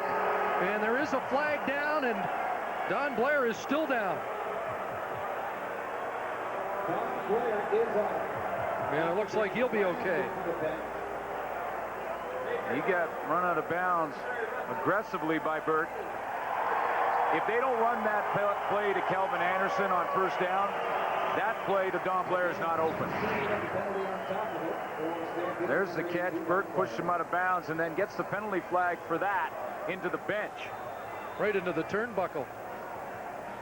And a 19-yard gain is extended 15 yards further. So a huge play for the Stampeders. Down to the Eskimo 35. 4 receivers left side. Crandall steps up and again is unable to hook up with Kamau Peterson coming across. Sorry, Chris, the leadership from Jack Kellogg showing there, because Kellogg checked the defense. That defense for Edmonton had bump and run coverage, and Jack Kellogg, he changed it on the fly. When he did, Marcus Crandall did not recognize the coverage he thought he was going to see and had to dump it off, and when he tried to, he missed his receiver. Jack Kellogg changed that one on the go. Kelvin Anderson back into the game after that last play featured 6 receivers. 2nd and 10. Anderson in the block. A completion. And Marshawn Tucker to the 20 has a first down. How about the little things that Kelvin Anderson can do for your offense? That's an all-out blitz from Jack Kellogg, who is clear if Calvin Anderson doesn't pick him up, and Anderson moved to the opposite side of the field. Then he slides over. Look at Kellogg's free. Thinks he has a free shot on the quarterback. Calvin Anderson steps up, makes the block, and allows Marcus Crandall to get the ball out of there. So Marshawn Tucker with a couple of key first down catches in this game. Man, the Stamps are threatening a first down at the Edmonton 20. Trying to cut into a 9-point Eskimo lead. Crandall for the end zone. Moore, touchdown!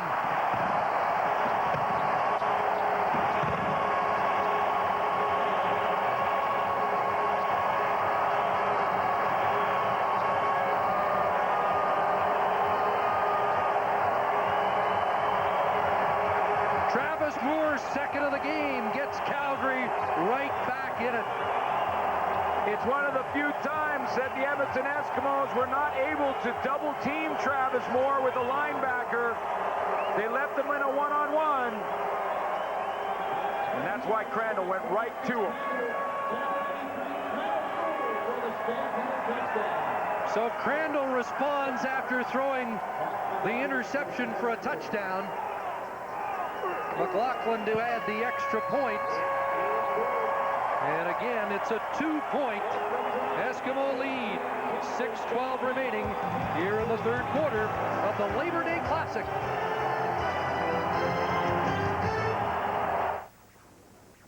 This riveting game of croquet didn't start with a review of the formal rules, or even the creative placement of the wickets. No, it began just a bit earlier at Canadian Tire, when someone showed a distinct interest in the game. She's a natural. Yeah, she is. Or at least the game pieces. Funny how where you end up has a lot to do with where you start. Canadian Tire. Now on Disney DVD and video. We start winning, you try out for the major leagues. All right. The inspirational true story of an ordinary father. Dad, bring the heat. Who followed his dream. We've got an 8-year-old boy who waited all day in the sun and the rain to see his daddy try to do something that nobody believed he could do. Dennis Quaid. Oh my God! Disney's The Rookie. Rated G. Own it now on Disney DVD and video. From coast to coast, celebrate 50 years of CBC television with fun and festivities for the whole family, beginning September 7th to October 5th. CBC, celebrating Canada's own for 50 years. Hey, we're back. The action heats up on the road to the Grey Cup. The CFL on CBC. At 3 Eastern, the Toronto Argonauts looking for a big win as they go head-to-head with the Ottawa Renegades. Saturday on CBC.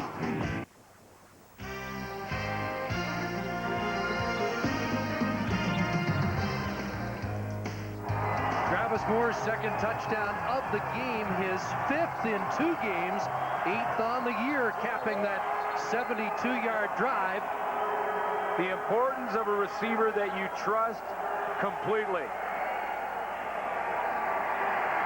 Winston October.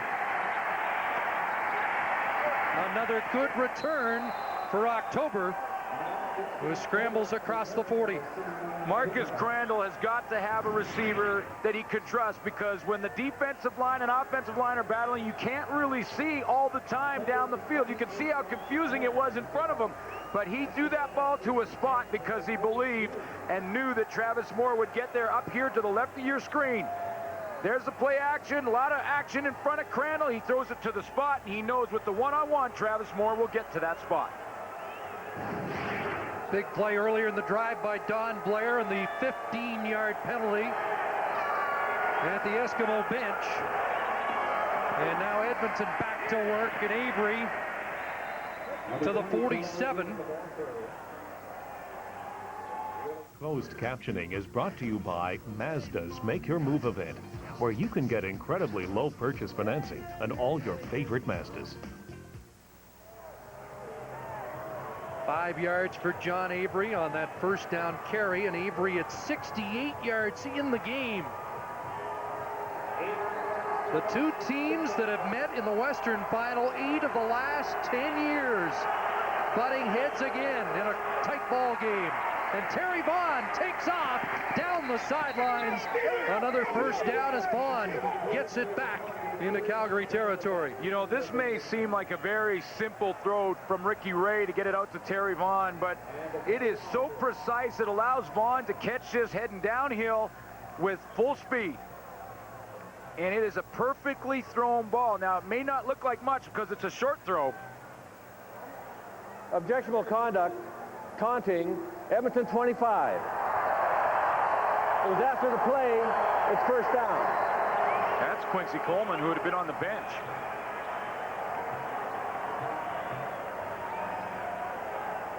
And that won't sit well at the Eskimo bench. Another costly major foul.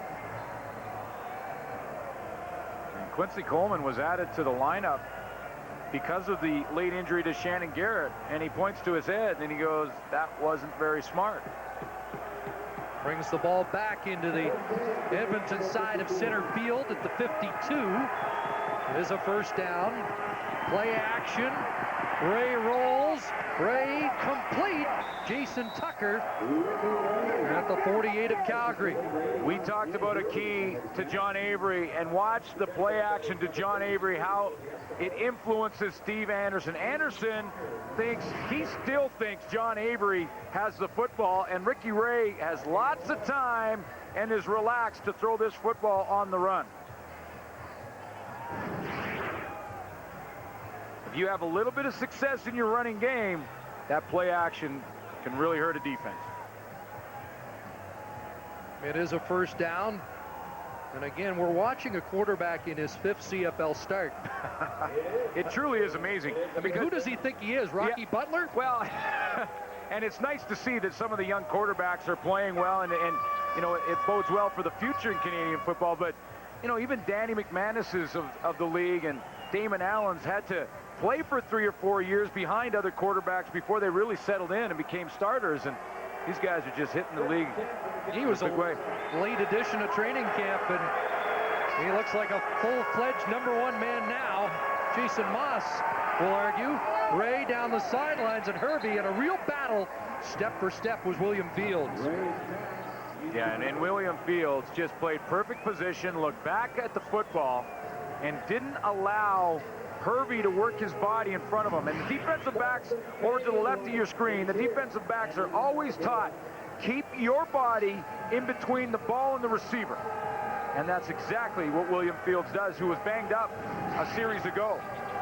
He has held Herbie in check so far, 1 catch, 8 yards, but there may not be a more dangerous deep threat in the league than 81.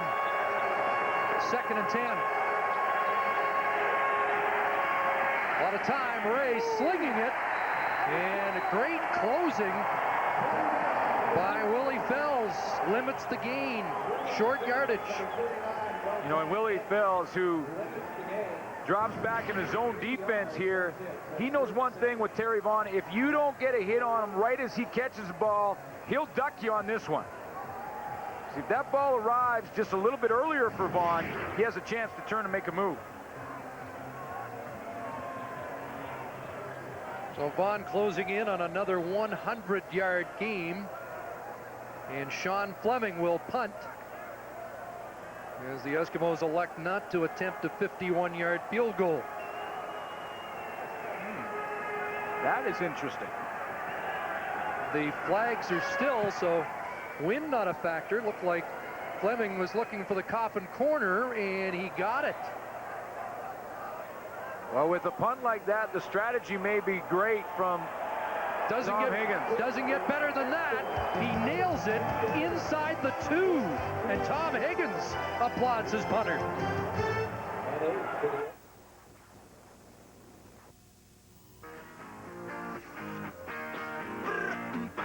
How do you get to exhilaration? A test drive is all it takes. So get into Mazda's Make Your Move event and test drive your favorite Mazda. Right now, there's incredibly low purchase financing from 0.9%. Great prices and lease offers on Mazda cars and trucks.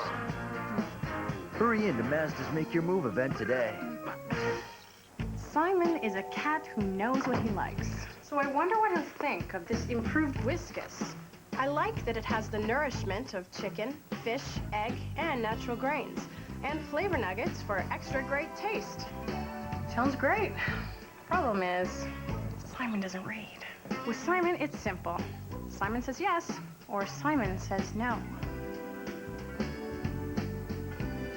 Simon says yes. Check out this CBC Sports Saturday. Kids get in the game big time. PLV Sports debuts at noon Eastern, and it's all downhill as fast as she can go. Women Warriors shadows Melanie Turgeon at 12:30. Then, Canada's Best Compete. Rowing World Cup comes your way at 1 from Munich, Germany. Followed by athletics, Brussels Golden League. How many competitors are still in the running? Action gets underway at 2. CBC Sports Saturday at noon Eastern. Well, the Tom Higgins decision turns out to be a good one. Sean Fleming executes the coffin corner punt to near perfection. Well, with no wind, you'd think a 51-yard field goal is makeable for Sean Fleming, but that ball is perfectly placed in the corner, and now the strategy looks good when you've got Calgary backed up in the shadow of their own goalpost. The ball inside the 2, and Kelvin Anderson gives them a little breathing room up close to the 7 as Kelvin Kinney hauls him down. Well, that gives Marcus Crandall enough room on second down to be able to drop back out of there, or at least even play in the shotgun without standing in his own end zone. They get nothing there. If Crandall wants to go shotgun, he's got to be standing in his end zone.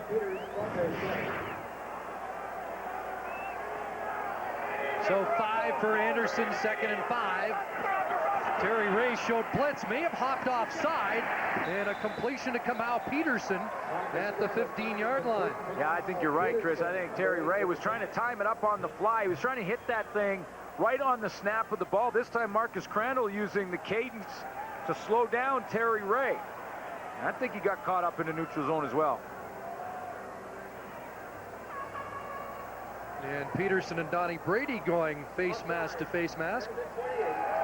They decline the penalty, take the catch, and it is a first down and some breathing room for that Stampeders offense. Peterson, 10-yard reception. If you can time a blitz up perfectly, it's almost a situation that it can't be blocked. But that's the downside when you try and hit it on the run. So a first down at the 17. Crandall goes wide side. There's Blair. And Donnie Blair has another Stampeder first down in what has been his best game as a Calgary Stampeder. That matchup, Donnie Blair on Fabian Burke. This time it's his own defense, so Blair's hanging on the outside. And he's the read to the right. Marcus Crandall sees the deep drop. See the defensive backs dropping deep. The linebackers dropping. They're going to areas on the field. Fabian Burke has the deep zone.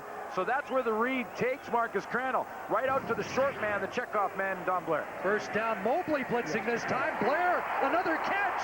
And he's up across midfield.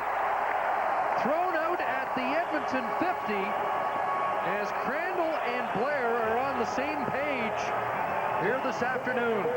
And there's going to be a change made in personnel for Edmonton. Fabian Burke is heading off the field right now, and Quincy Coleman has come on. They're going to move Malcolm Frank to the corner and play Quincy Coleman on the wide side. So Donnie Blair just chased Fabian Burke right off the field.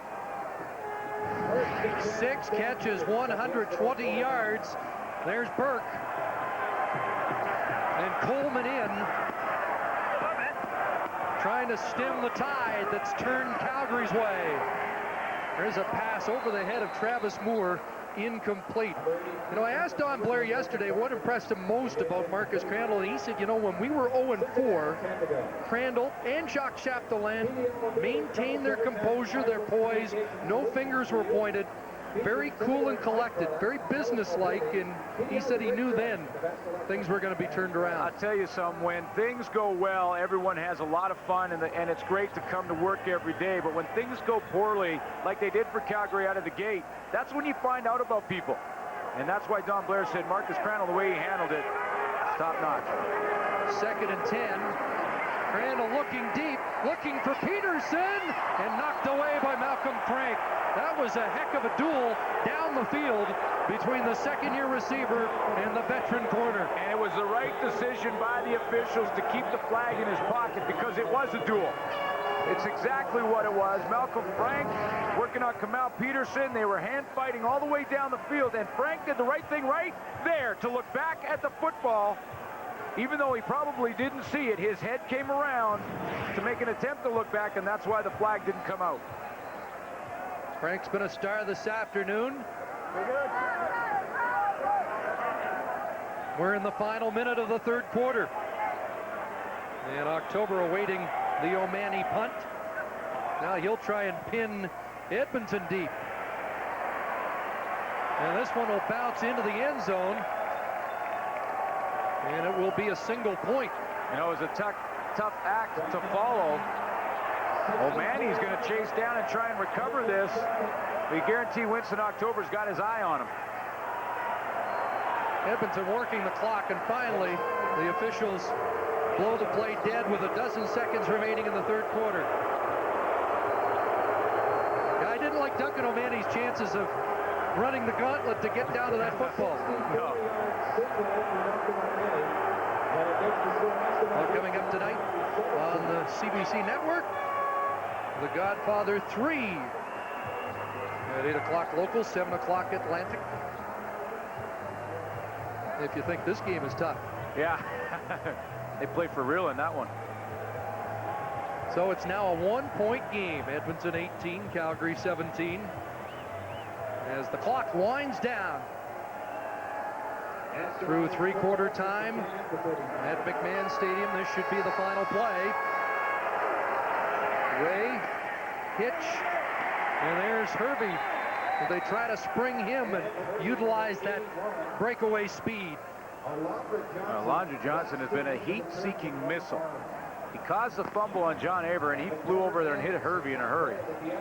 And that was the final play of the third quarter. Wally Buono's home side trailing by a point as we head down the home stretch in the Labor Day Classic.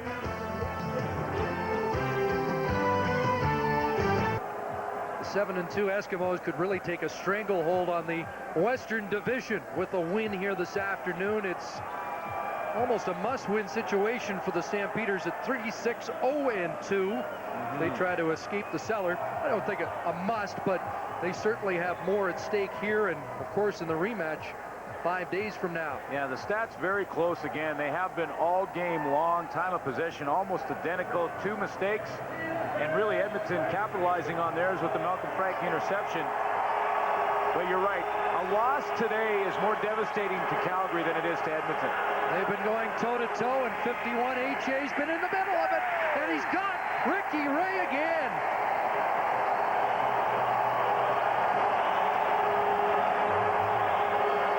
Well, the inspirational leader of that Calgary Stampeders defense, it's Heartbeat. AJ gets to Ricky Ray. I was reading the paper where Alondra Johnson said that the guys had responded well from the loss in Winnipeg. They were loose yesterday in the locker room, but he said in the paper, but they better come to play. And that was his message publicly to his teammates, and he certainly has come to play, and he's leading by example. A loss of 8. 2nd and 18. This time they drop off. Ray, and it's dropped. Greg Frere's playing with a cast on a broken right hand, drops the ball, and there's another case of that secondary not squeezing the pigskin. Twice now they could have had 2 interceptions that not only turned the tide in the possession of the football, but also momentum. And there's no excuse other than the cast for Greg Freres, who played with a real bad neck last week. And you could tell that cast obviously affecting his ability to catch the football. But they do force Edmonton to punt. High but not deep. And it's Tucker. And the wave of white brings him down at the 33-yard line. Just into the 4th quarter. 1 point separating 2 bitter Alberta rivals. Greg Freres has been replaying this last pass in his head since dropping the football. Once again, there's 3 phases when you're playing defense: alignment, assignment, and execution. Alignment and assignment, perfect for Greg Freres. The execution wasn't there, and you saw the reaction from his head coach. Stamps go back to work on offense. Anderson can't hang on off his fingertips as we join Steve Armitage. Thank you, Chris. It's never too early to start thinking Grey Cup, and if you want tickets for the Classic, there's the number to call at the bottom of your screen, 1-800-667-3757. Talked to Hugh Campbell of the Eskimos this morning. He said he's got 20,000 tickets yet to sell. Great to see Albertans support women's under-19 soccer.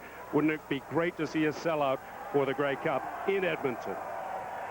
It's been 8 times the Cup's been held in Alberta, Saskatchewan, or Manitoba without the home team being in the game. Right now, the Eskimos would be the favorite to... Well, and that's an interesting point, though, because I talked to Tom Higgins about that and the fact that the Grey Cup's in Edmonton this year, and he said, you know, it's an important point to make. We have not said that to our team once all season. They do not want to bring up that there's more pressure on you in this year because the Grey Cup's at home. Don't start trying to win a game in November when it's September. That bit talent-laden Calgary team more than once in the 90s. Well, Manny had a little trouble before he loaded that up, but he delivers another fine punt. October, with flags flying, is brought down as he crossed the 35. Duncan O'Mahony is very lucky that he had good protection from his special teams. And after he kicked it, he kicked the tire right off his 49-yard punt. He now wears 97. He sold his number 91 to Ty Rogers. He will not disclose the value. He said, I was fairly compensated. First down. Well, he got good protection to get that ball out of there because he fumbled around with the snap. Malcolm Frank on the penalty that will send Edmonton back to their own 16-yard line. In a one-point game, that field position is very, very important now. The discipline from both teams, yeah, it's a very intense and emotional game, but that one penalty that causes a field position change could be the difference. A little size difference between O'Mahony's 91 and Rogers' 91. They had to upgrade it a bit. About 4 or 5 X's, I think. And Anderson is there to plug the hole. Willie Fells doing the dance, and this defense playing with a lot more confidence than earlier in the year. Charles Roberts had a pretty good game against them last week, and it was one of the things that Wally Buono addressed this week during practice, that you've got to get more aggressive the point of attack stopping the run. That doesn't mean tackling the ball carrier harder. It just means when the blocks are coming towards you, take them on full speed. Don't be don't be passive. 2nd and 12. The fans rev up. Ray looks outside. The catch is made, but I'm not sure it's a first down. Scott Robinson with the grab, but Jahai Henley was there. And they'll be short. Had him wrapped up. Had Scott Robinson wrapped up, and when you come up to make a tackle, if this tackle is not made by Henley, no problem, Robinson gets the first down, but he's got both arms wrapped around the waist to make sure. That's textbook tackle, and it was a quick whistle as well. 3rd and 2. And the Calgary Stampeders should get the ball in pretty good field position. Fleming's punt at the 46. Tucker lost the ball. Edmonton's got it. And that's Terry Ray. But the whistle's gone. And they rule that he was down. And that's a big break for Calgary. Well, the Eskimos very upset, and talk about quick whistles. That's what they believe happened here. We'll take a look at it when we come back. Terry Ray thought he had a touchdown.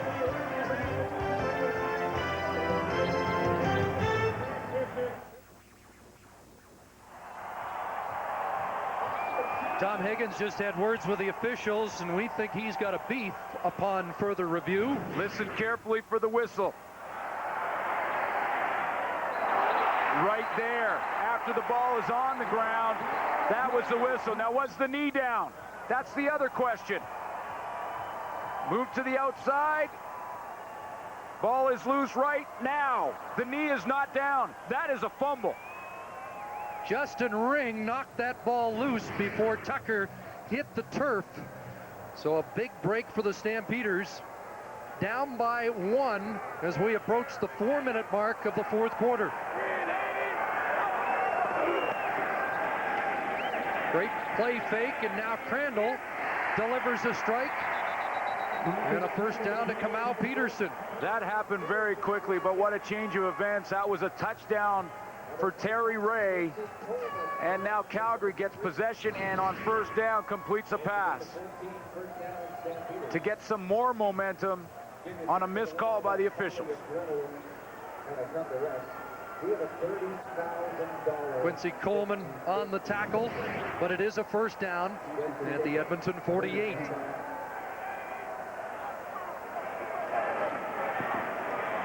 Crandall steps up, delivers high, and Donnie Blair unable to pull that down. But a flag is also thrown on the play in the Eskimo secondary. And that was deep in the secondary. Don Blair had come a lot more shallow than where the flag is.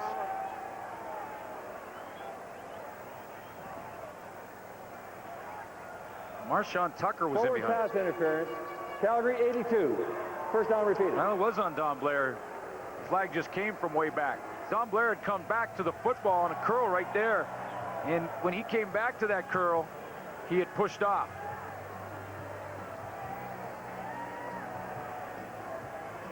There are the numbers similar today, but Crandall's got 2 in the end zone. And yet he's still trying to play catch up against Ricky Ray and the Eskimos. A 1-point game. 1st and 20. Kamau Peterson crosses midfield and back into Edmonton territory, so close to the 10 yards they lost on the penalty. Travis Moore, we saw him with the touchdown catches. He makes a block on this that he will not give up on. And it's on Malcolm Frank, and this is the little things that are the difference between winning and losing. If you can do enough of them, you're going to win more games. Here's the catch, but look at Travis Moore on Frank. Stays with him, lands on top of him. Remember the one last week against Winnipeg on Ryland Wickman? Oh, yeah. He loosened some teeth.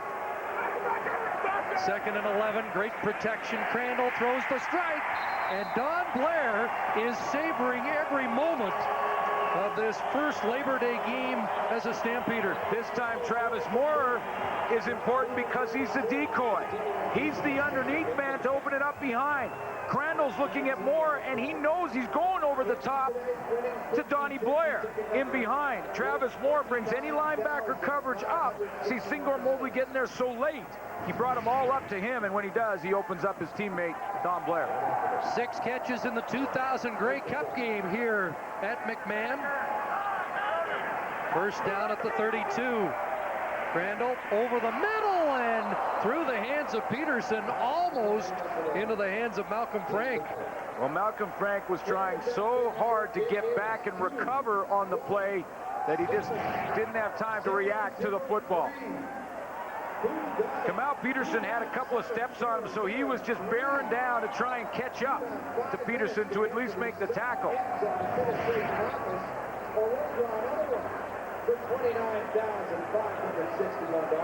So 2nd and 10 at the Eskimo 32. Again, 6 receivers out and Crandall down. Alfred Payton with his 2nd of the game.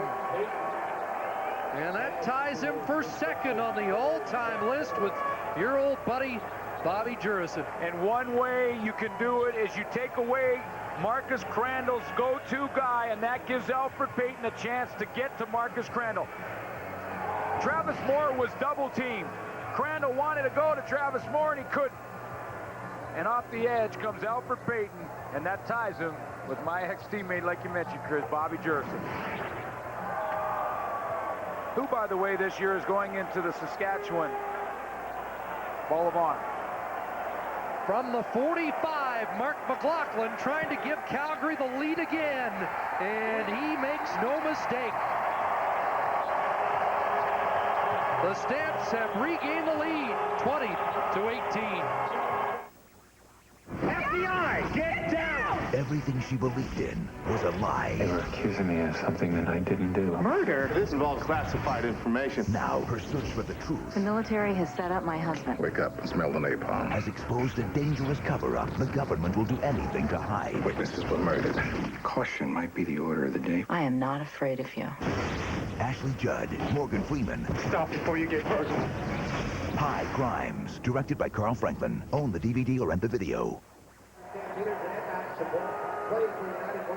Mark McLaughlin missed from 27 yards late in the first half. He atones with a 45-yarder here. And the Eskimos now are the team in arrears. Avery takes the swing pass, and he'll get a first down to try and reignite the Eskimo offense. See, when Marcus Crandall's sacked by Payton, here he wants to go to Travis Moore. Watch Moore. He's going to be that inside receiver in the slot back position. He's going to be double teamed here. Singor Mobley, 27. See Mobley on the inside? He's breaking downhill. So you take away the go-to guy, and that gives Alfred Payton off the edge time to get there. Remember, these two teams will go back at it, the rematch on Friday. And great news, your sidekick John Wells will be back in the saddle for that game, and we're glad to see that John's bounced back and is feeling great. Here's Ricky Ray running, first down, and more into Calgary territory. Oh, we haven't seen much of that from Ray today. I think that was not running for yardage, but running for your life. Antoine Young was in pursuit, and Ricky Ray felt him, and he was like, oh boy, I don't get upfield and out of bounds in a hurry here, and Antoine Young may just have me for dinner. That's his longest run in the CFL, a 20-yard pickup. He was a potato chip salesman and opted to come up to the Edmonton camp. They call him Frito Ray. And he's trying to get the Eskimos back on the right side of the scoreboard. Ball tipped up for grabs and caught by the Eskimos. How about that? Rick Walters with 2 Stamps converging on the ball. Now that's a big catch to keep things going. That's Ricky Walters being in the right place at the right time. Little bit of luck. for the Edmonton Eskimos. That ball bounces way high. Now it's a jump ball, and guess what? Calgary had Rick Walters outnumbered 3-1. And Ricky Walters came down with it. Traversy is the guy who knocks it down.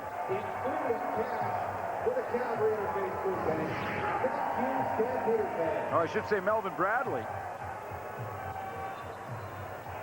But it is a first down for the Eskimos. A 2-point lead precarious as Edmonton has driven the ball to the Stampeder 35. Under 6 minutes to play. Here's the option pitch. Avery takes the Vic Washington bounce and gets it back to the line of scrimmage.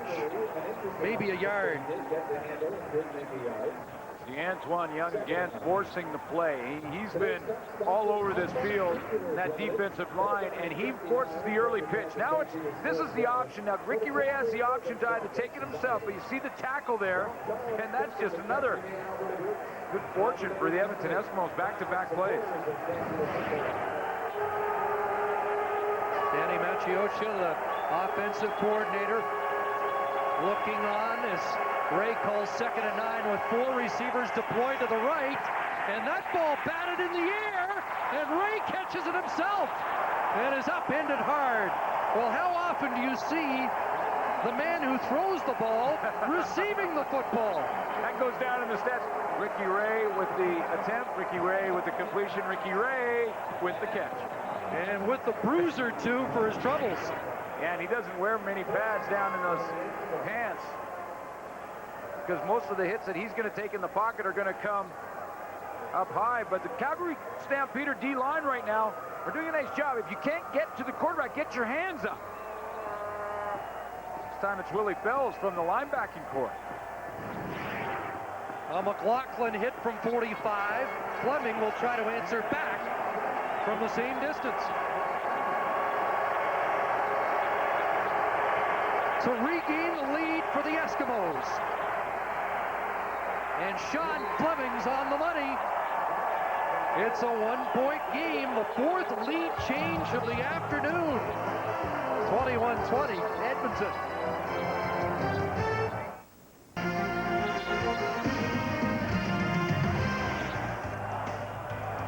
After that last series that put Edmonton back in the lead, Wally Plano and Alondra Johnson going over their signals, something was amiss on that last defensive series. Well, yeah, even though they're getting a couple of knockdowns at the line of scrimmage, you've got to still be concerned with the coverage behind you, as you can see how close of a game this has been from start to finish. Anderson takes the handoff, and he'll get 5 before Terry Ray brings him down.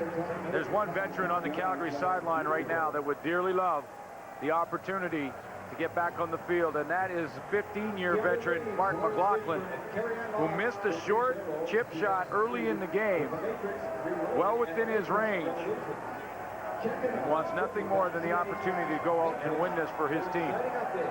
Last year, Sean Fleming, final play of the game, won it for Edmonton. Will it come down to that for one of these teams today? 2nd and 5, and the ball knocked down. Jack Kellogg, the safety, with an alert defensive play as he closed quickly on Travis Moore. And Travis Moore brought his pattern right into the zone that Jack Kellogg had taken care of. If Travis Moore hangs a little bit more to the outside, Kellogg may not be able to get there.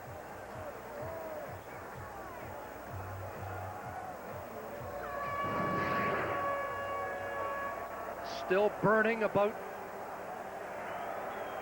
being cut by the Stampeders a couple of years ago. O'Mani kicks it away. Winston October trying to get outside, and the Stampeders have done a nice job on punt coverage today. And it's been Willie Fells that has really been the guy who's led the charge on the special teams, and he has on defense as well. Between him and Alondra Johnson, it would be tough to pick a defensive star for the Calgary Stampeders this afternoon. Then you throw in the special teams work from Fells, and you can see one thing, the linebacking core did show up ready to go today. Ryan Nugent down there quickly too, the rookie, but Willie Fells has really become a key cog in that Calgary defense, and now it will be tested. 3:15 to play. The Eskimos would like to build on this single point advantage. Avery cuts back. And John Avery on his own, close to a first down. Well, it really was all on his own, because that play was designed to come off the left side to the wide side of the field, and it was shut down by Calgary at the point of attack. But Avery just kept buying himself some time. Watch as he takes off to this side of the field. Gets over there, there's nothing there. Bradley plugs things up pretty well. Now he just buys some time until a hole opens up, and he makes his own holes with his quick feet. Measurement on the play, and they're just inches short. And you wonder if that gives the Eskimos the option of a free play, or whether Tom Higgins will play it close to the vest. 3-minute warning. We're going down the wire.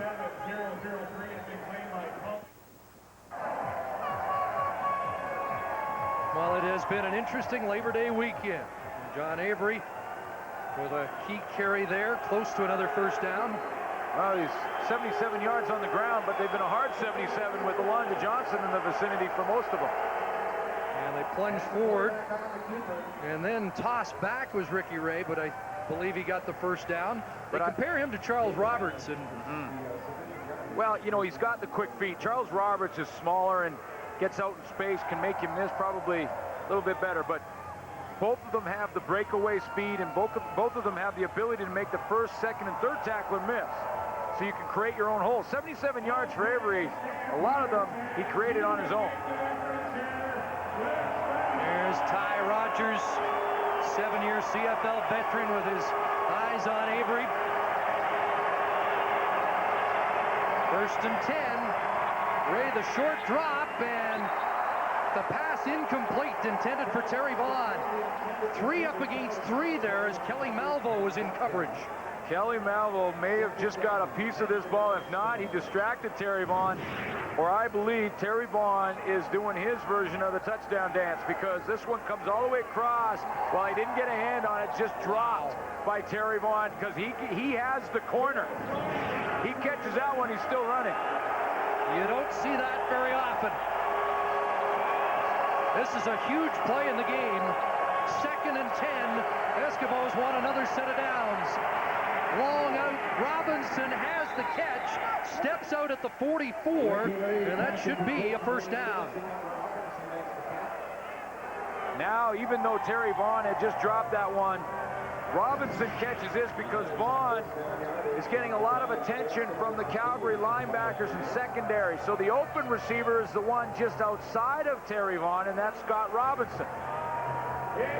That's why you always hear coaches tell quarterbacks, even though you have a go-to guy, don't get locked into him too early.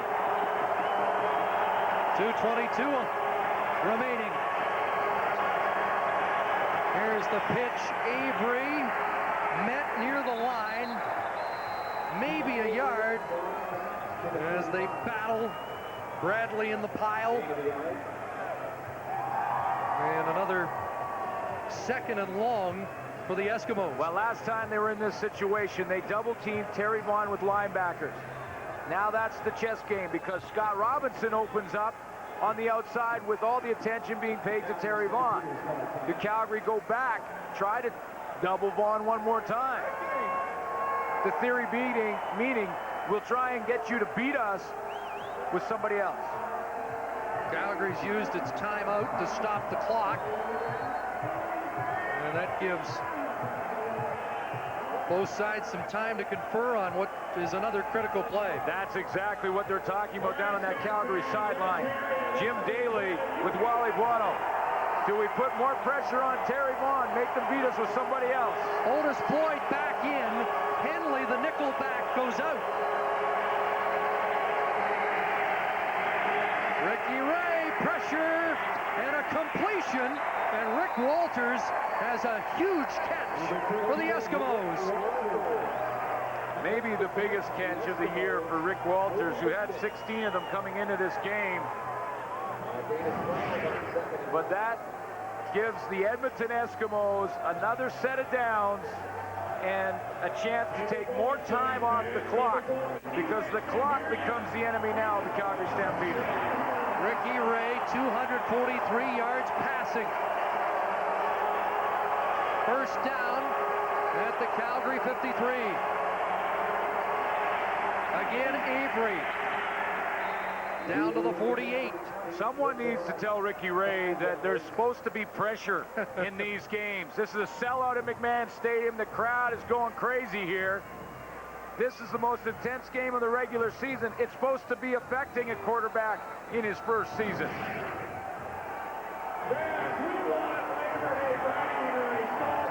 Now he is cool. Compared in demeanor to Danny McManus by Coach Tom Higgins. 2nd and 6. Good protection, and this time Walters drops the ball, and Calgary's defense does the job. Well, they did it, and they did it just in the nick of time, because if they allow one more first down, you're in field goal range as the Edmonton Eskimos, and that would make it a 4-point game if you make that field goal, and you need a major to come back and win it. So this was when the Calgary Stampeders had to stand up, bow their necks, and make the stop, and they got it done. Now can Sean Fleming pin them deep? Minute 25 on the clock. Marshawn Tucker is back with Don Blair. And Fleming takes off. Sean Fleming, incomplete. And what a strange call that is to give Calgary great field position. And that didn't look to me like it was a called fake. It looked to me like it was Sean Fleming deciding on his own that he might have the corner. You know, Glenn, a couple of weeks ago, he was quoted as saying, we've got to fake it more. We've got to keep teams honest with it. And that just didn't seem like the right time to do it. Well, no, you want to make the Calgary Stampeders drive the length of the football field. Now, hold on. Too many men. Calgary. How about this? First down. Oh, can you baby. believe that? Oh, my. That can be a backbreaker. That is a play.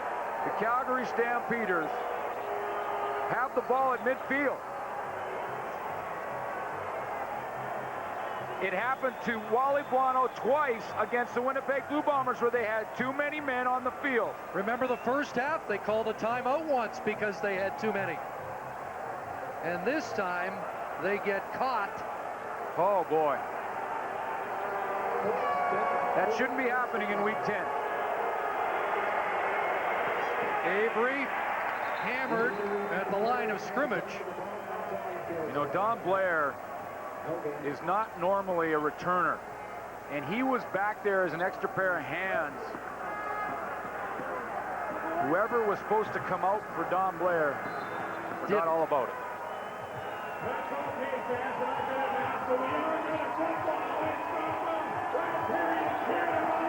So the clock runs.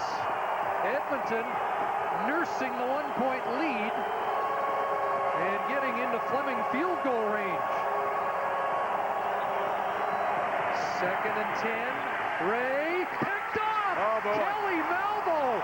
And the rookie finally flinched and gives Calgary a shot with 48 seconds to go. It's his 3rd interception of the season. I think if you ask him, he'll tell you that was the biggest. It's the biggest interception for the Stamps. And they've been few and far between this year. Chris, Edmonton Eskimos are in field goal range to make it a 4-point game. The only thing they don't want is this mistake. And Kelly Malville had great closing speed on Terry Vaughn.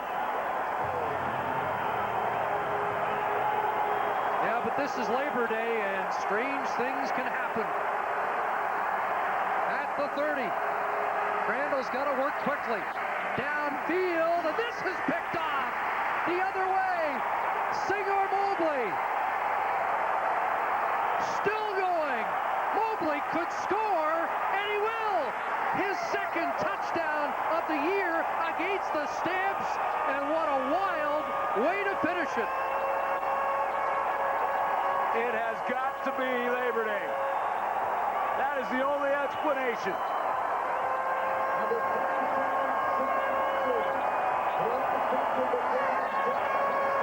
He picked off the first pass from Marcus Crandall in game 1. He may have picked off Crandall's last pass of Labor Day. And the assist goes to A.J. Gass. This is a football that Marcus Crandall should never have thrown. He tried to force it deep, and he tried to force it into coverage. Well, it was an error-free first half. It's gotten a little wacky here in the last minute. But the Eskimos don't care. This for an 8-point lead. Still 32 seconds left.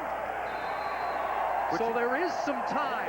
Which is time for about 6 plays. A.J. Gass got so much depth in his drop that it forced Crandall to throw it up and over the linebacker. And when he did, there was just too much traffic inside. The ball pops up in the air, and Singor Mobley, who had rotated to the safety position, is there for the interception and then turns into a running back. Look at 77, how deep he is.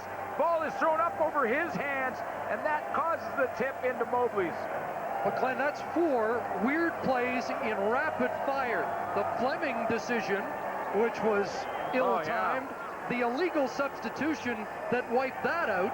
The Ricky Ray interception, ill-timed, but wiped out by Mobley's pick of Marcus Crandall. Well, don't go away. 32 seconds left, and on this day in Canadian football, may not be over yet. Marcus Crandall will get one more chance as Mobley. We are the better team. We are.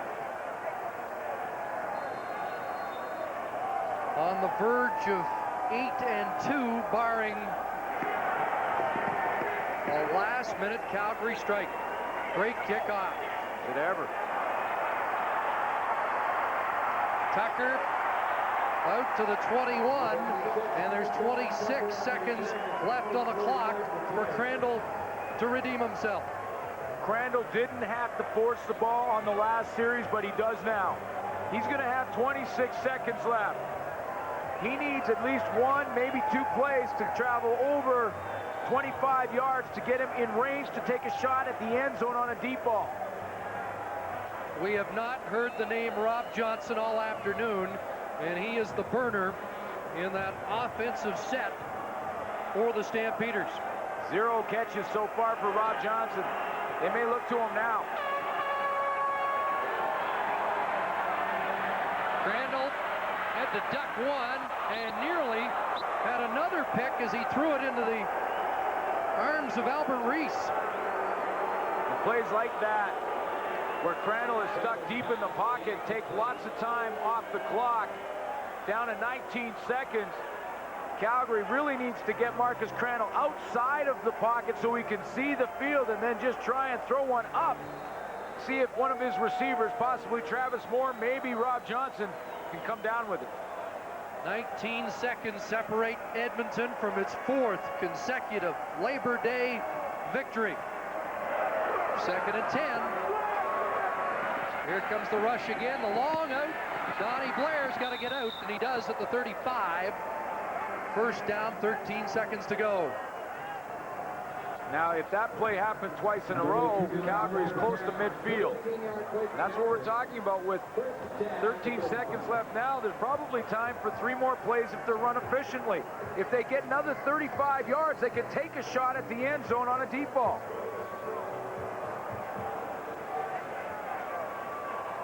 In danger of falling to 3 and 7.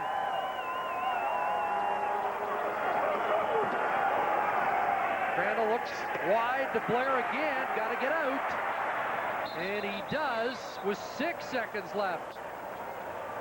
But they got to take the shot downfield, don't they? Well, now I think on the short side of the field, it's a tough decision for Jacques Chapdelaine. If you take a shot at a quick out, 10 yards and down and get out of bounds, you maybe have 2 seconds left. Another 10 yards gives you a more realistic shot with the long ball into the end zone. If you try it now in Hail Mary, it's got to be almost a 70, 75-yard throw for Marcus Crandall. That's a long way. You got the Eskimos secondary back at their own 40 right now. There's one pump, and now he loads it up, looking deep, and Blair up for it. It's knocked down, and that will be the final play. And Tom Higgins and the Edmonton Eskimos escape with a wild 28-20 victory. And they move their record to 8-2, in charge of the Western Division. Edmonton Eskimos continue to find a way to win. Calgary, a way to lose. Ricky Ray escapes after that late interception. Marcus Crandall does not. And the Eskimos prevail here at McMahon's.